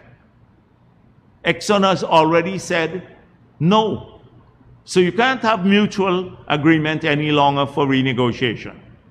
So that means unilateral change to the agreement. And if you change unilaterally, there's a stability clause to say it must not affect them adversely. So we have to compensate them. So on one hand, you change it and you say, let's take $10 million more from them. and then you have to turn around and pay them in accordance with the stability clause, the 10 million back. What are they really offering? You should ask Azruddin Mohammed if he even knows what we're talking about. I'm sure he doesn't even know what we're talking about. And why you think APNU is dodging it? They know, so they're saying, oh, we will do a study. What study? We've already made it clear. These two questions have been dealt with. We don't run people around the bush. We have stated our position. We wish we could have renegotiated. We said the contract is lopsided, but they have basically left us with an agreement that you will end up in dispute over. Stop the momentum in the sector, the same momentum that they're hoping will fund their campaign, their promises. Stop the momentum, and then basically you don't, at the end of the day, you can't even succeed, because any international arbitration will say the government voluntarily, willingly sign on to these clauses. Nobody held a gun to their head. That's what APNU and AFC did. So we said, how are we going to get more benefits from this agreement? That's why two things we worked on. The gas to energy project, free gas, which will end up with about net benefit to the country, savings for our people of $350 million US per year. Consumers would save in lower electricity bill, because when the price gets cut to 50% by selling all 300 megawatts. We said we'll get cheap gas price, they will change the cooking gas, and they will save nearly $200 million, in fact more, $200 million per year. That will bring, if we could bring $500 million US more of benefits to our people from that project, then it might not come to the Treasury, but it's going to our people. That's how we got more of this contract, by arguing in opposition. And right the first meeting we had with Exxon, and they said, no, we didn't agree to free gas. We said, well, we're going to have big problems here. You have to supply the gas for free, the first 50 million cubic, and that's going to happen. So that's one. Over $500 million of benefits we're bringing through that project to our people, not to government necessarily. And then, on the other hand, we passed local content law, which they were opposed to, which APNU didn't do. And that, again, over 1,000 Guyanese companies are listed there, of all sorts. And they, last year or so, they did about 700 million US of business. And that's income. That's not necessarily profits, but income. That's how we have gotten more from this contract. And then we said, we're going to pass a new PSA. And we did that too. We said the new PSA, now anyone who comes in will have to go through an auction process or these bilateral arrangements that we spoke of with governments. But they would all have to come in under a new fiscal regime which says, instead of 2% royalty, 10% royalty, instead of zero taxes that APNU and AFC give, 10% taxes, and then only 65% instead of 75% should go to cost recovery. We did the contract, it's now there for the future. We said we'll go to auction, we're doing that. We're preparing the seismic to do that. We said we'll change the law, the 1986 law, we did that too. We removed direct charges from the NRF. That's our approach. Which party speaks about those things? None of them. They just, negotiate, renegotiate, and they're lying to the people of the country. Answer those two questions posed by Kiana, I think it was, in her article. Just go and read that article, and then you will get an understanding of how they're dodging the crucial issues. Ask Nigel Hughes or Norton, do you intend, if the Exxon says no, to unilaterally go renegotiate the contract? Ask them that one question. And if yes, how do you deal with the stability clause, which says any change in the agreement, you'll have to compensate them for that?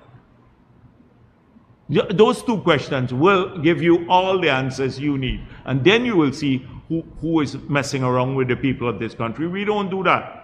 We tell them honestly what we can do and what we can't do. And they left us with this useless contract. Jagdeo, how do you respond to your opponents saying in some circles that your party is basically recirculating people who have benefited from the drainage contracts, etc., at various political meetings to portray an image that you're indeed acquiring a lot of support from the African Guyanese community? For instance, we've seen meetings in Lodge and other places, and people are saying that you're actually circulating these contracted employees to portray that. How do you respond to that? So if people go to meetings, a lot of these people go in an organic way. We don't have to bus people to meetings, etc. It's quite interesting you will ask me a question like that. What about Azruddin Mohammed? Does he recycle? If we're recycling, what is he doing? It's every village he picks up people and carries them in. I just dealt with that early. What about APNU? APNU brought people for their rally on the East Coast. They brought people from Linden, from Region 6, from Region 5, from almost every region. Look at our Essequibo rally. How many persons you think were recycled up there? You can check the boats and the speedboats. No, but I'm just telling you, that's an organic Essequibo crowd. So, in our case, people go to various meetings. I don't have a problem. If you should look at the interviews done by people. Look at nomination day. They went to several people who were in the crowd. And people speak of their commitment. You ask any person from the other side when they approach, but it's a kind of assault against Afro-Guyanese too. Oh, so if 5 Indians, we have people following their rally junkies. And some of them go everywhere there. What now junkies? You don't call them junkies. You call them, what's it? Groupies? Groupies. They go everywhere. They like the fun of it. You don't ask if Indian people are going to different places. You have some Indian faces pop up. I see them all along. They come to Freedom House this afternoon. They'll be here. Why does this have to happen? Look at our crowds compared to the others. In communities that were traditionally PNC, we have party groups, we got work going on in these communities. It's a disparaging thing to say about our supporters and that they're contractors and they're being recycled. The same kind of thing they said about the part-time workers. Oh, they're criminals, the CSOs are recycled. If they can't understand that. So why doesn't APNU recycle some Indians? If that's the case. If that's it. No, but I'm looking at it. It's always about the PPP. It is like, oh, they're now recycled people. Afro-Guyanese are recycled people. First they... Huh? I think you used the word recycled. Oh. Yeah, well, okay, because first there are all kinds of names and now they're recycled. I love to see these people. They're happy about it. I saw them going around and will go join the meetings as well. They come to Cummins Lodge. They go to see the president if he's on the East Coast, and they have one big meeting where the president speaks on the East Coast. The president will speak maybe about 2 or 3 times on the East Coast. They will go there. But like when Norton, they call it a rally at Melanie. The president goes to industry. He speaks at industry. People will go from the neighboring areas to see him and to go to the meeting.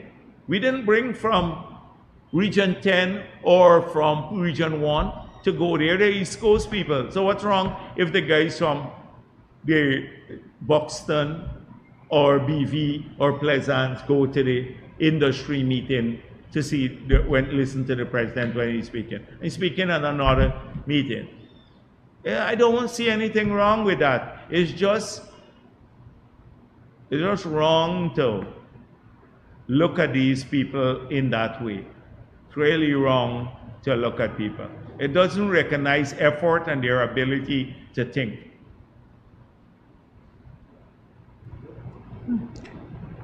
Good afternoon. Marcel Thomas, the Starbuck News. I'm following up on two things, and then I have a substantive question. On the tariffs, you're saying that from feedback that you've gotten from U.S. So Marcel, what I'm saying is that in the period before we started the discussion on a document, we had a visit to Washington by Minister Ashley Singh.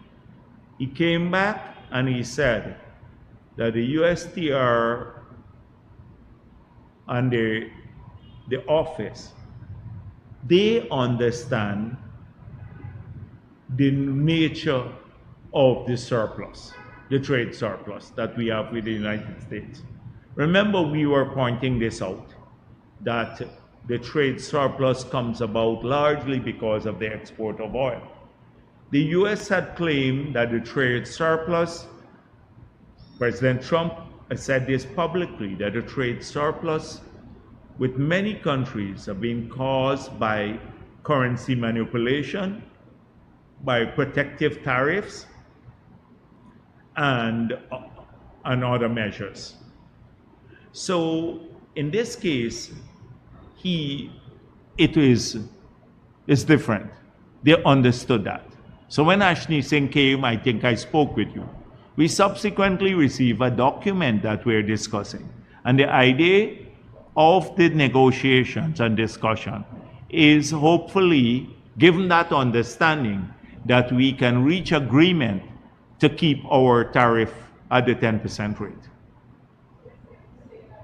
That by tomorrow, with the deadline being tomorrow, that we'll continue to hold to the 10%? Yes, so I don't know, I've not had, because I'm more on the campaign trail now.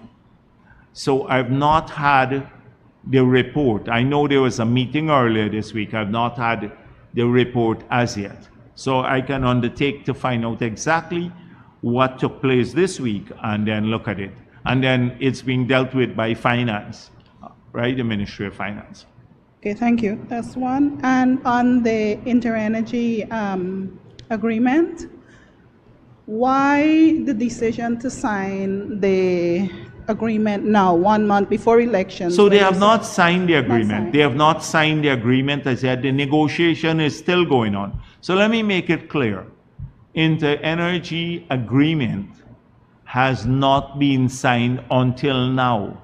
That there is a negotiation going on. There is a proposal that went to cabinet that spoke of this. But we now need to see that they're actually delivering on what is in the proposal.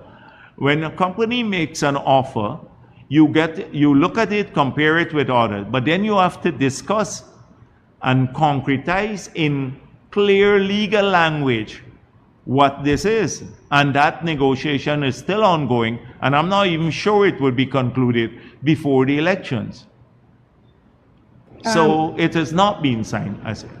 And in that vein, when it is concluded, would it be made public so the people know what they're paying for? Yes, definitely. They will see the agreement. And what if the negotiation breaks down too? We may have to go back to the drawing table again. So there is that possibility too, which we are hoping would not happen. And this is on the agreement with Hess that we've signed with Hess. Now that Chevron has taken over. They've bought over that agreement. Yeah. No, I don't know whether they bought the agreement over, but the agreement we verified that regardless of any change in ownership, the agreement is valid and will stand. There'll be no change to the agreement. And government is going to have a discussion with Chevron? Yeah, Anytime definitely. soon? We have to meet Chevron. They came here once to meet with us when Hess had just made the decision to sell his shares to them. And I suspect now that they are going to be a partner in the consortium, then we'd have to engage them too.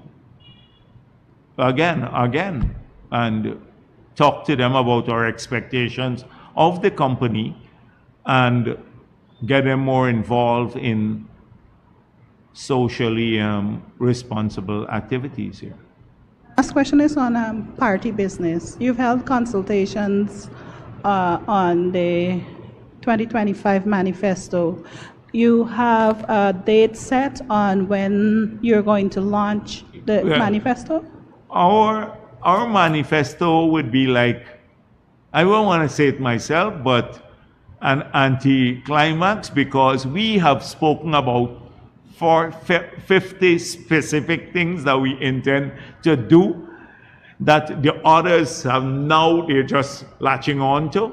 So you would see that, but you would see more elaboration on these initiatives, how we will structure them, and then a few additions. So let me tell you, last week or the week before, I pointed out what we shared with people when they came to the consultation. So we shared a long list of things that we had already committed to. And then we add some additional things, like which you don't see here, for example, some things like animal welfare, investing in that, because that was a concern.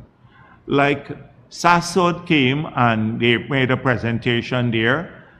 They came to our consultation and they asked us whether we will support strengthening legislation to prevent discrimination against people based on sexual orientation. And the answer is yes, we will do that. And it will probably be reflected in our manifesto, because we don't believe that people should be denied any opportunity in Guyana because of their race, their religion, their gender, or their sexual orientation, to get access to health care or education, etc. They asked about, well, they did not. I said, not gay marriage. I told SASO this. We're not going to support that. But we will support any legislation to preventing discrimination. And they said to me, we're not even seeking that. So that is something. We don't want to discriminate against our people for education or health or jobs based on any factor whatsoever. So I'm just telling you that. That will be part of the manifesto too. We'll put that in. We strengthen animal rights, human rights, a strengthening of human rights. We have already had up there some accountability in law enforcement. That's an important issue for us, greater accountability. So we have been out there already talking about this. We got to go and put it in a document and hand people a one-page stuff to read that they can't even read or understand or answer a question on. So I anticipate we will do it in the next couple of weeks or so. That's how I see it.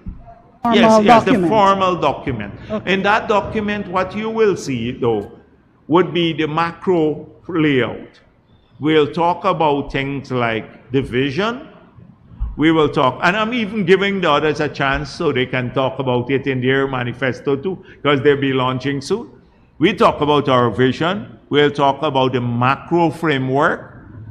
We'll talk about the key principles guiding us in each sector, what we want to achieve for our country, the goals, and then show how the the promises we are making here would be consistent with achieving those goals, what we want for Guyana and all of our people and for every community. So that's what we do, but we have been doing this a long time. The others can't.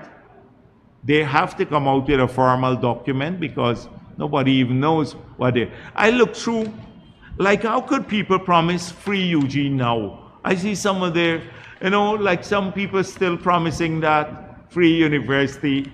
I look through here some of the promises made, and it's almost like I asked my staff, let me tell you what I did.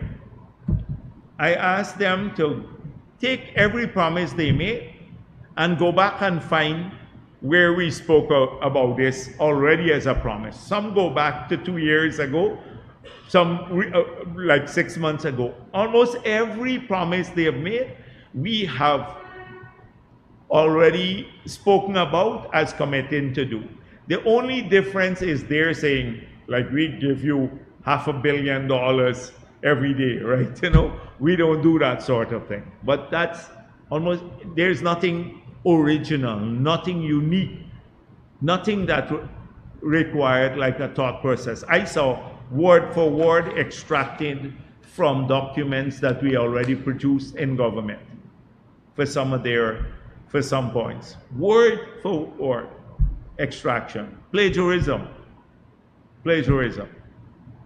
And that's how we, yeah, go on. Jarbrian, NCN News. You spoke earlier about direct import assistance to various sectors like agriculture and so on. So, like, for instance, in the next next term and so on, like, what are some of your plans? You can say it openly next term, in the next term. Yeah. What are some of your plans for direct import assistance for other sectors? And also, what are the updates on the GT project, especially since the Linsaker CH4 split? So the thing is that the last report I gave was where we advance. We still have mid next year as the time for the completion of the project. That's still mid next year as the time. That'll not change as far as I know. But I don't track, now we're in campaign season, so I'll have to get again the report on where exactly we are there. But the other sectors, a lot, when we talk to the fishermen, they need like nets and things like that. The miners need more roads, better infrastructure in the interior. So the input could be slightly different, which makes their business easier because we've done almost everything that they wanted on the taxation side. But there's very little to give on the taxation side. They don't want to go back to APNU. But we've done quite a bit, like we removed the tributous tax, we removed the VAT on machinery and equipment, and we reduced the royalty rate back, and we removed this requirement that they have to get permit to take gas into the interior and all of that sort of thing. Bring out their equipment for fitness, all of these things that were put in by APNU. So now it's more about the infrastructure in the mining areas to assist. And we may think about also, for small miners, more land. So the president was in Madhya, and there were complaints that the land was given out to people through the lottery. They didn't have infrastructure to get to the land. So more access to the land for small miners, and then the possibility of, because we're now using mercury, or it's limited use now, they invest in new technology for the small miners, maybe buy the centrifugal systems that they could recover even more gold from that and assist them with that. That's the kind of thing we're thinking about. Okay. Yes, Martha.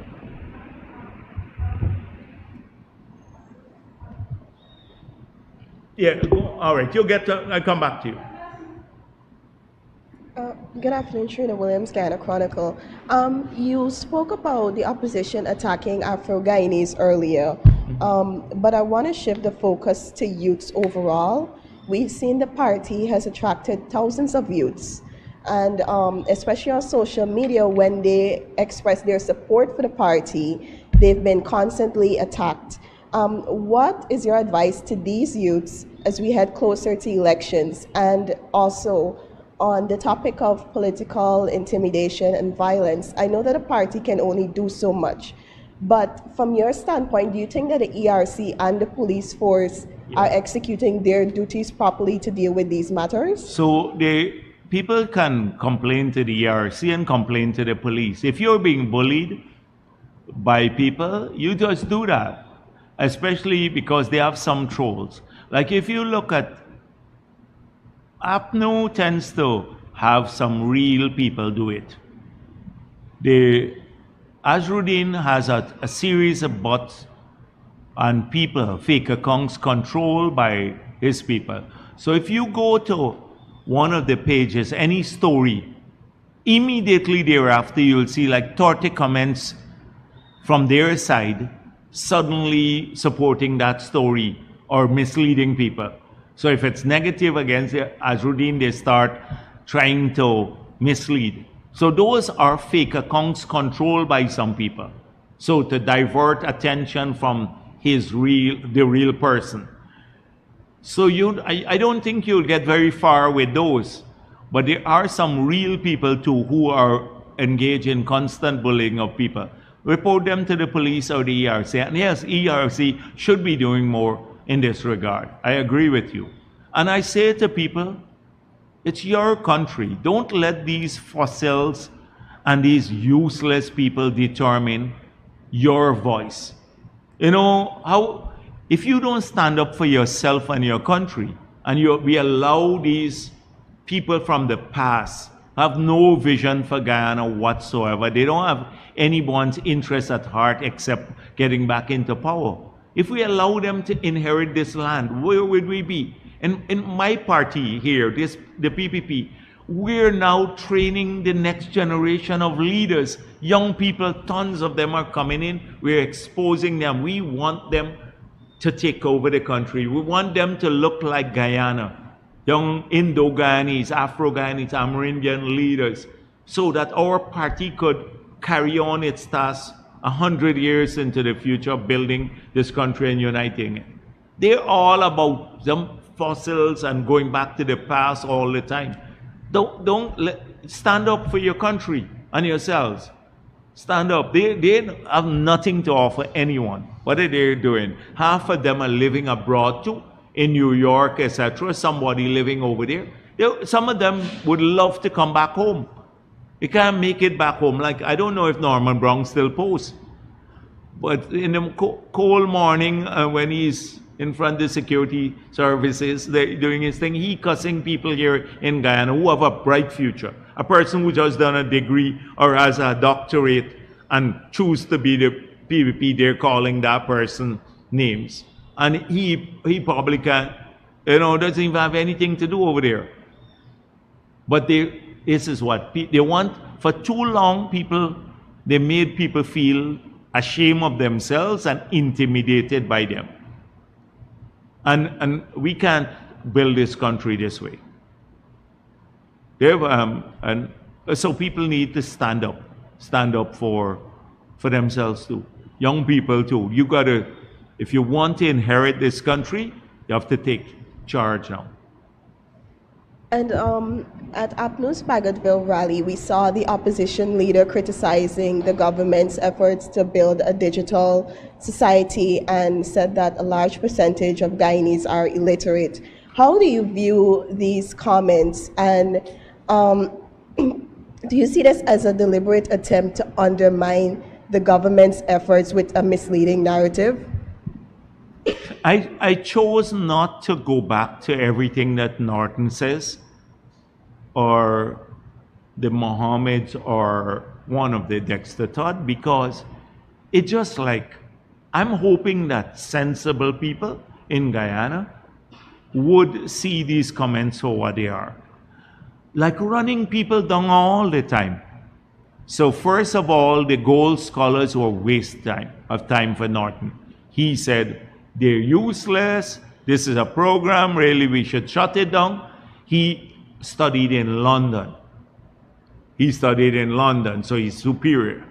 Now you're telling me, he said, that too many Guyanese are illiterate, and therefore we may now need to go to a digital society.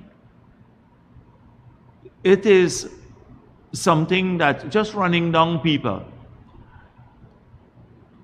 The people who may even be challenged for various reasons, some of them have more common sense than Norton himself. And in Africa, which has a lower literacy rate than Guyana, or in, say, India, which has a lower literacy rate than in Guyana, they have more people part of the digital society because they're connected online. They can do digital banking in Africa through the phone. Digital banking. In India, they get their subsidies paid. They have something called an Aadhaar card. People who can't even read and write, they are connected. They get their payments into their bank accounts. Their pensioners, etc. That's part of a digital society. Digital society is about using technology to fight crime, to keep our country safe. That is using drones and drone technology to track our economic zone, protect our resources, keep the Venezuela intelligence about Venezuela. It's fed in real time to our security forces, knowing who is here in our country, all of the migrants who are here, whether they're Chinese or Venezuelans or Indians, who is here so they don't pose a threat to our people and our way of life. That's part of a digital society. Part of a digital society is making it easy for our people when they're coming home or traveling abroad, that they feel they're a citizen of this country when they don't have to go and stand in front of an immigration officer, because the document they have in their pocket or their wallet, they just take it out, an ID card, and swipe it, and they walk through. They don't have to worry about all of that. That's making our people feel that they own this country. That's what we're talking about. Oh, he's opposed to the digital society. This man is a fossil. He's a pure fossil. Remember, he was in Parliament and he said he support the prohibition. He still has these old concepts, like from his era. Like World Bank had come about self-reliance, collective self-reliance. They had these strategies that all were economic theories of the past before monetarism took over. And so he is, I listen to him like slogan, people-centered development. You know, people-centered development doesn't mean anything if you don't educate people or keep them healthy or find a job for them or have them have recreational time or keep them safe in their homes. What kind of people-centered development you're talking about? It's just the slogans. Everything is about sloganeering.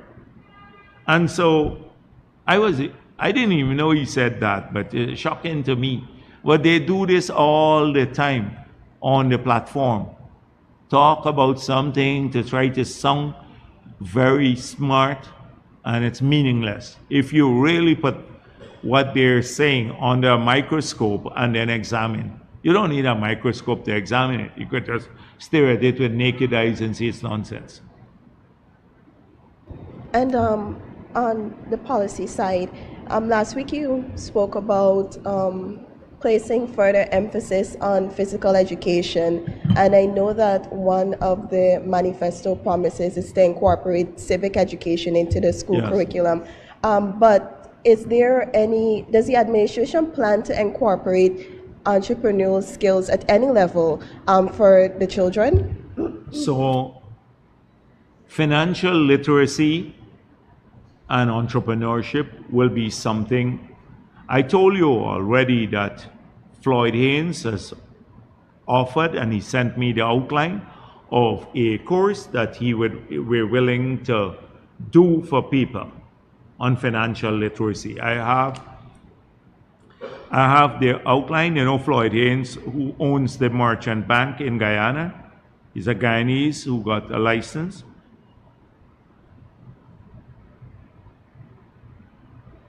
And I'd asked him to do this for the PPP level. Look at the outline here. He sent it to me.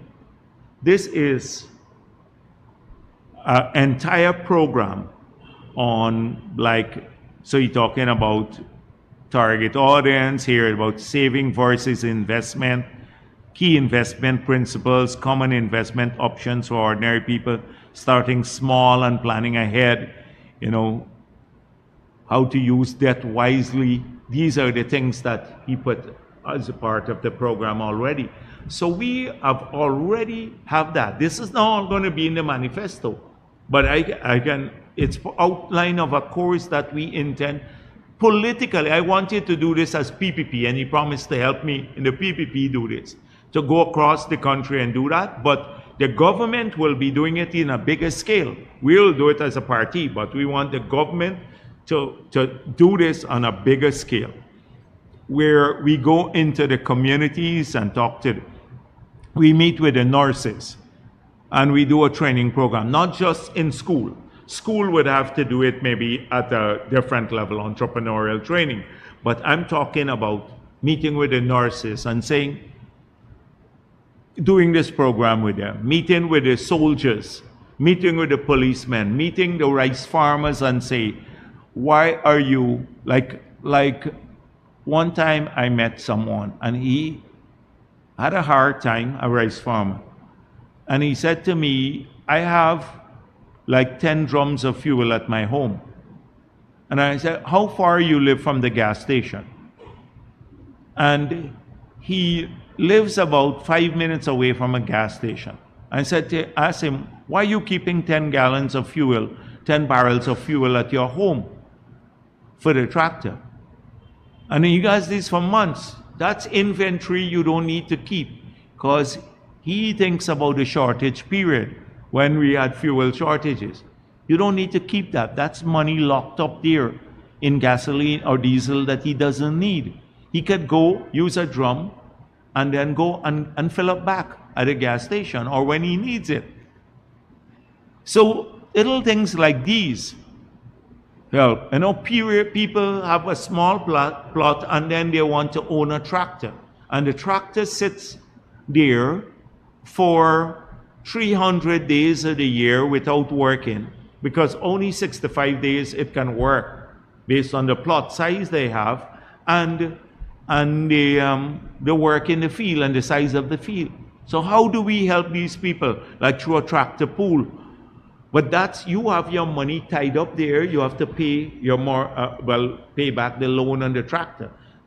So meeting with them too, meeting with the fishermen, meeting with the young kids in Linden, or the Amerindian kids in Mabaruma or Maruka, or people in Madia, and talking to them right there. How do you, if you get some money, how do you invest it wisely? How do you acquire debt?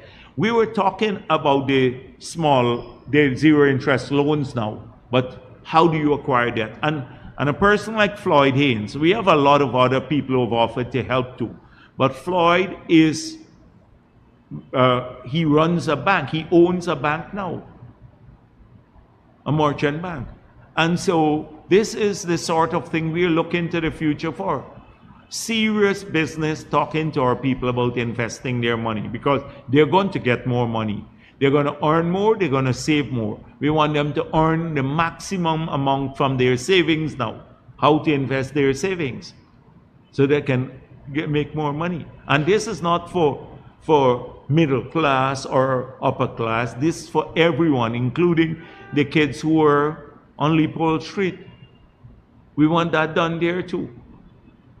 So that's what we're pushing. So maybe not necessarily in the school curriculum, but generally financial inclusion, financial literacy. We already talk about how we will create, like the fertilizer plant and so many other places, investment vehicles so small people can invest their money and get a guaranteed rate of return.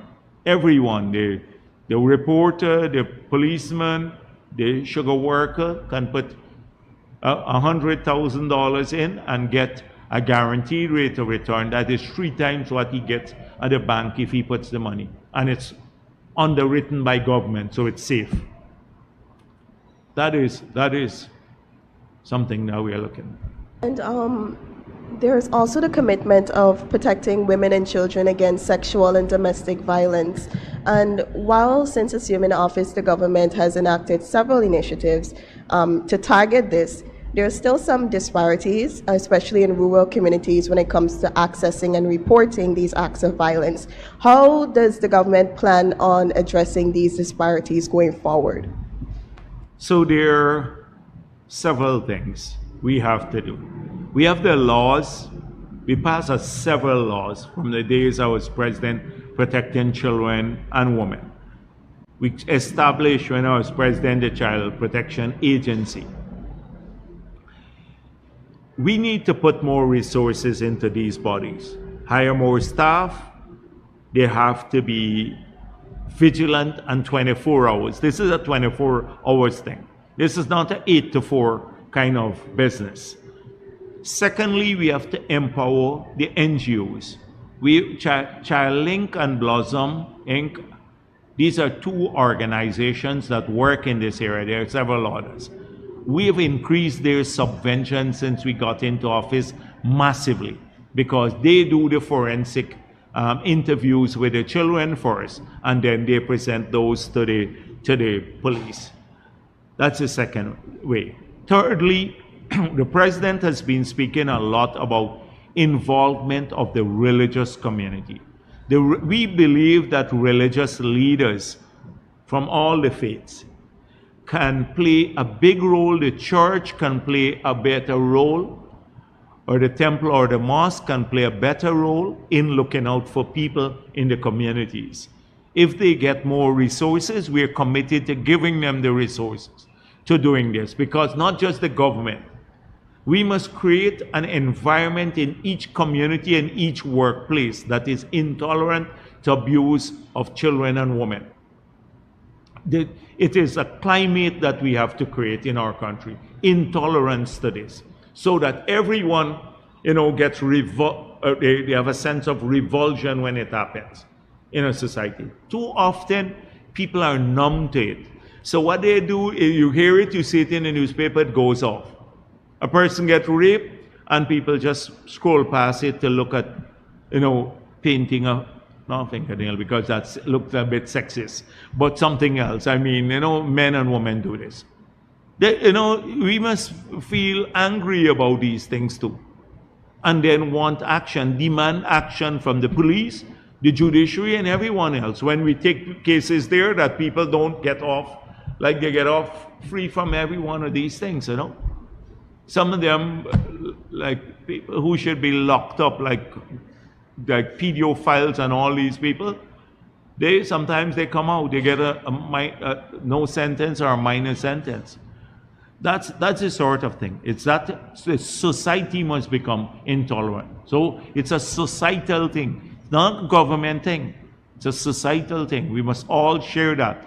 And it's not about, often people they do it on the basis of religion or race or anything. We must all, Guyanese thing, it must be a Guyanese thing. Our women and children must be safe. That's how we intend to approach it. So I said 3 things that I can think of right now. More resources, 24 hours, the state looking at this, supporting the NGOs more, and thirdly, getting religious people. And then, of course, working in society to change mindsets. Yeah. Yes, Marcel. The Demerara Harbor Bridge project, did you say that there's a likelihood that it's going to be delayed before August 31st? Yeah, I said I was hoping it could be open as a general secretary of the PVP, but nothing. We're not pushing people to meet that deadline if it's not safe. We want it to be safe. People see it being built already. I'd love if it could be open beyond the 31st of August. Not beyond, by the 31st of August. But if it can't, and it's not safe to open it, because they haven't finished it, we're not going to tell them, do a cock job on the welding just to get it done there. Let them take their time and do this bridge properly. That has to be there for the next 100 years, so we don't want that to happen. So the question was really to government. Did the Ministry of Public Works signal that there is a likelihood that this project can go past the August 31st deadline? I don't know. I haven't tracked it, but they had told me that they can finish it before August 31st. That was what the ministry said. Okay? I expressed the hope as General Secretary of the party that it be done by that date. But I said also, we as a party not calling Public Works to say get it done at all costs and compromise safety and anything else. We want it done properly, and we're hoping it would still meet the deadline. And has government or heard any feedback from the Ministry of Public Works or from the public on the issue of load testing for the bridge? Oh, that's done. I saw a big issue about that. And that's a routine thing. I don't know why the Chinese, the contractors have to do this. We have a supervision firm there. That's a routine thing. When they design a structure like that, they have to design it with certain specification in mind, which includes the weight that the bridge can take and all of that. So I guess they have to test that it's there. So they have to build the concrete slabs to a certain specification. If the slabs are built to a certain specification, then they can take the load. If the installation is done in a particular manner, it can take the load. So once they meet all of the specs, then it's a moot issue. Then they would still have to drive over the bridge and test it and all of that with the vehicles. But if all the components are built according to spec, which is what the supervision firm has to do, and the Chinese themselves would have to do, and they're installed in a proper way, then it's a moot issue. And the final question, Right. was you made reference earlier to the PNC selling of their shares for their funding. What is the PPPC's campaign fund amount?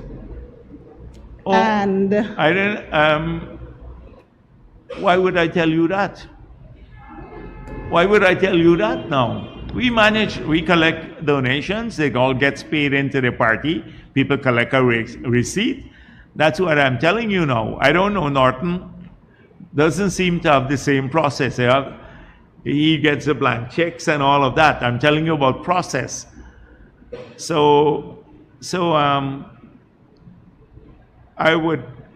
We don't spend too much money on campaign. A lot of our campaign is based on the foot soldiers of the party. We do a lot of our work on the basis of the strength of our activists and volunteerism. A lot of them volunteer their time. They don't go on, we don't pay activists to walk the streets and go to people. We may give the polling agents some a stipend, but we don't pay them. Let me tell you further that almost all of the meetings, we have hundreds of meetings that are going on now, hundreds across the country, small meetings in the villages themselves. Those are organized entirely by the structures on the ground. We may supply the speakers sometimes, but we don't even fund those meetings. through their donations in the villages and stuff like that. We have raised quite a bit of money through our fundraisers. We've had several good, well-attended fundraisers. You have seen them. So we raise quite a bit of money. Freedom House, we've always been a party that has focused on our activists too. Like, for example, if you look at the video with some of the people in Linden, these girls, you would see them, they bought their own cloth, they're sewing flags. We have some flags that just came in, so they don't have to slow. It was stuck in a container. So the flags are here now, so they'll get a breather. But when our flags got delayed in a container in Jamaica, our activists just, without any prompting from the party in Linden and all the places, they just started sewing themselves. And you see these girls having a good time in Linden. They're cooking some food, they're sewing, they're playing Bob Marley music and other things around the place. That's how we work as a party. It's a different kind of tone in the PPP. The kind of people from outside don't understand the camaraderie. And that's why APNU has had to, and win to pay a lot of people maybe. So they always believe the same thing, that the PPP. We have a ton of volunteers. People walk off the streets and come in here every day to say, how can I assist? How can I give my time? Without regard to get, no payment. So it's a different structure. So I'm not going to tell you my budget now. I'll clear that with the central committee of the party first before you know about it. Yeah, but you have bookkeeping practices for your donors, though. Yes, because they get a receipt. They all get a receipt from when you pay into the party your donation. You go to a person who is not the general secretary or the executive of the party. We have staff downstairs. You make your payment, you collect your receipt. That's how you get money when you come to Freedom House. You don't even need to see the general secretary. Many people don't come to see me. They take their donations in directly. Yes, and so that's how it works in the party. Go on. Dr. Jagdeo, Michael Rodriguez for Daybreak News. I know a lot of people have been doing polls, and there's much speculation out there as it relates to who will get what. Your party has a robust structure in monitoring what goes on the ground. Is there an expectation that you are looking at, that you're willing to make public in terms of seats as a result of the effort that you have put in the last 5 years? There must be some expectations, and people are looking to know what are we to aspire for. Can you tell us what is your expectations? I've been around politics for a while, and I don't, you can hype crowds up at rallies and tell them what you expect. So in Berbice, I said they got 40-something thousand votes the last time. That's PPP votes. I expect them to get up to 55,000 votes. And it's a tough task because when you look at the number of active voters and stuff like that, they have to work very hard there, but I have great faith in the activists and in the people of that region too. Because what are they going to go to? Can't go to APNU because APNU practically killed off Berbice. And then the other man has no plan whatsoever outside of saving himself. So that's what I do. I'm not one to say we want 60% or 70% of the seats or whatever. We win the elections, we'd win the elections, and we'd win it handsomely. And that's what I'm saying. We're working, we don't count our chickens before they're hatched like the other parties are sharing positions and stuff before. All of them have shared out positions, including Win. You saw they told a girl, I saw a letter from somebody across the region, she tried to withdraw. And they told her, you'd be a counselor. And she said, I don't want to be part of the party. I thought I was applying for a job. You know, they told her you'd be a counselor. So you were signing up for a job. And then she ended up on their list of candidates. Misleading people. We don't do that sort of thing. We don't count our chickens before they hatch. We working hard on the ground. And all of those polls that you see are a lot of speculation. A lot of speculation out there. Most of them are not scientific. And a lot of them are planted by different groups, including the WIN people. Okay? Thank you. Thank you.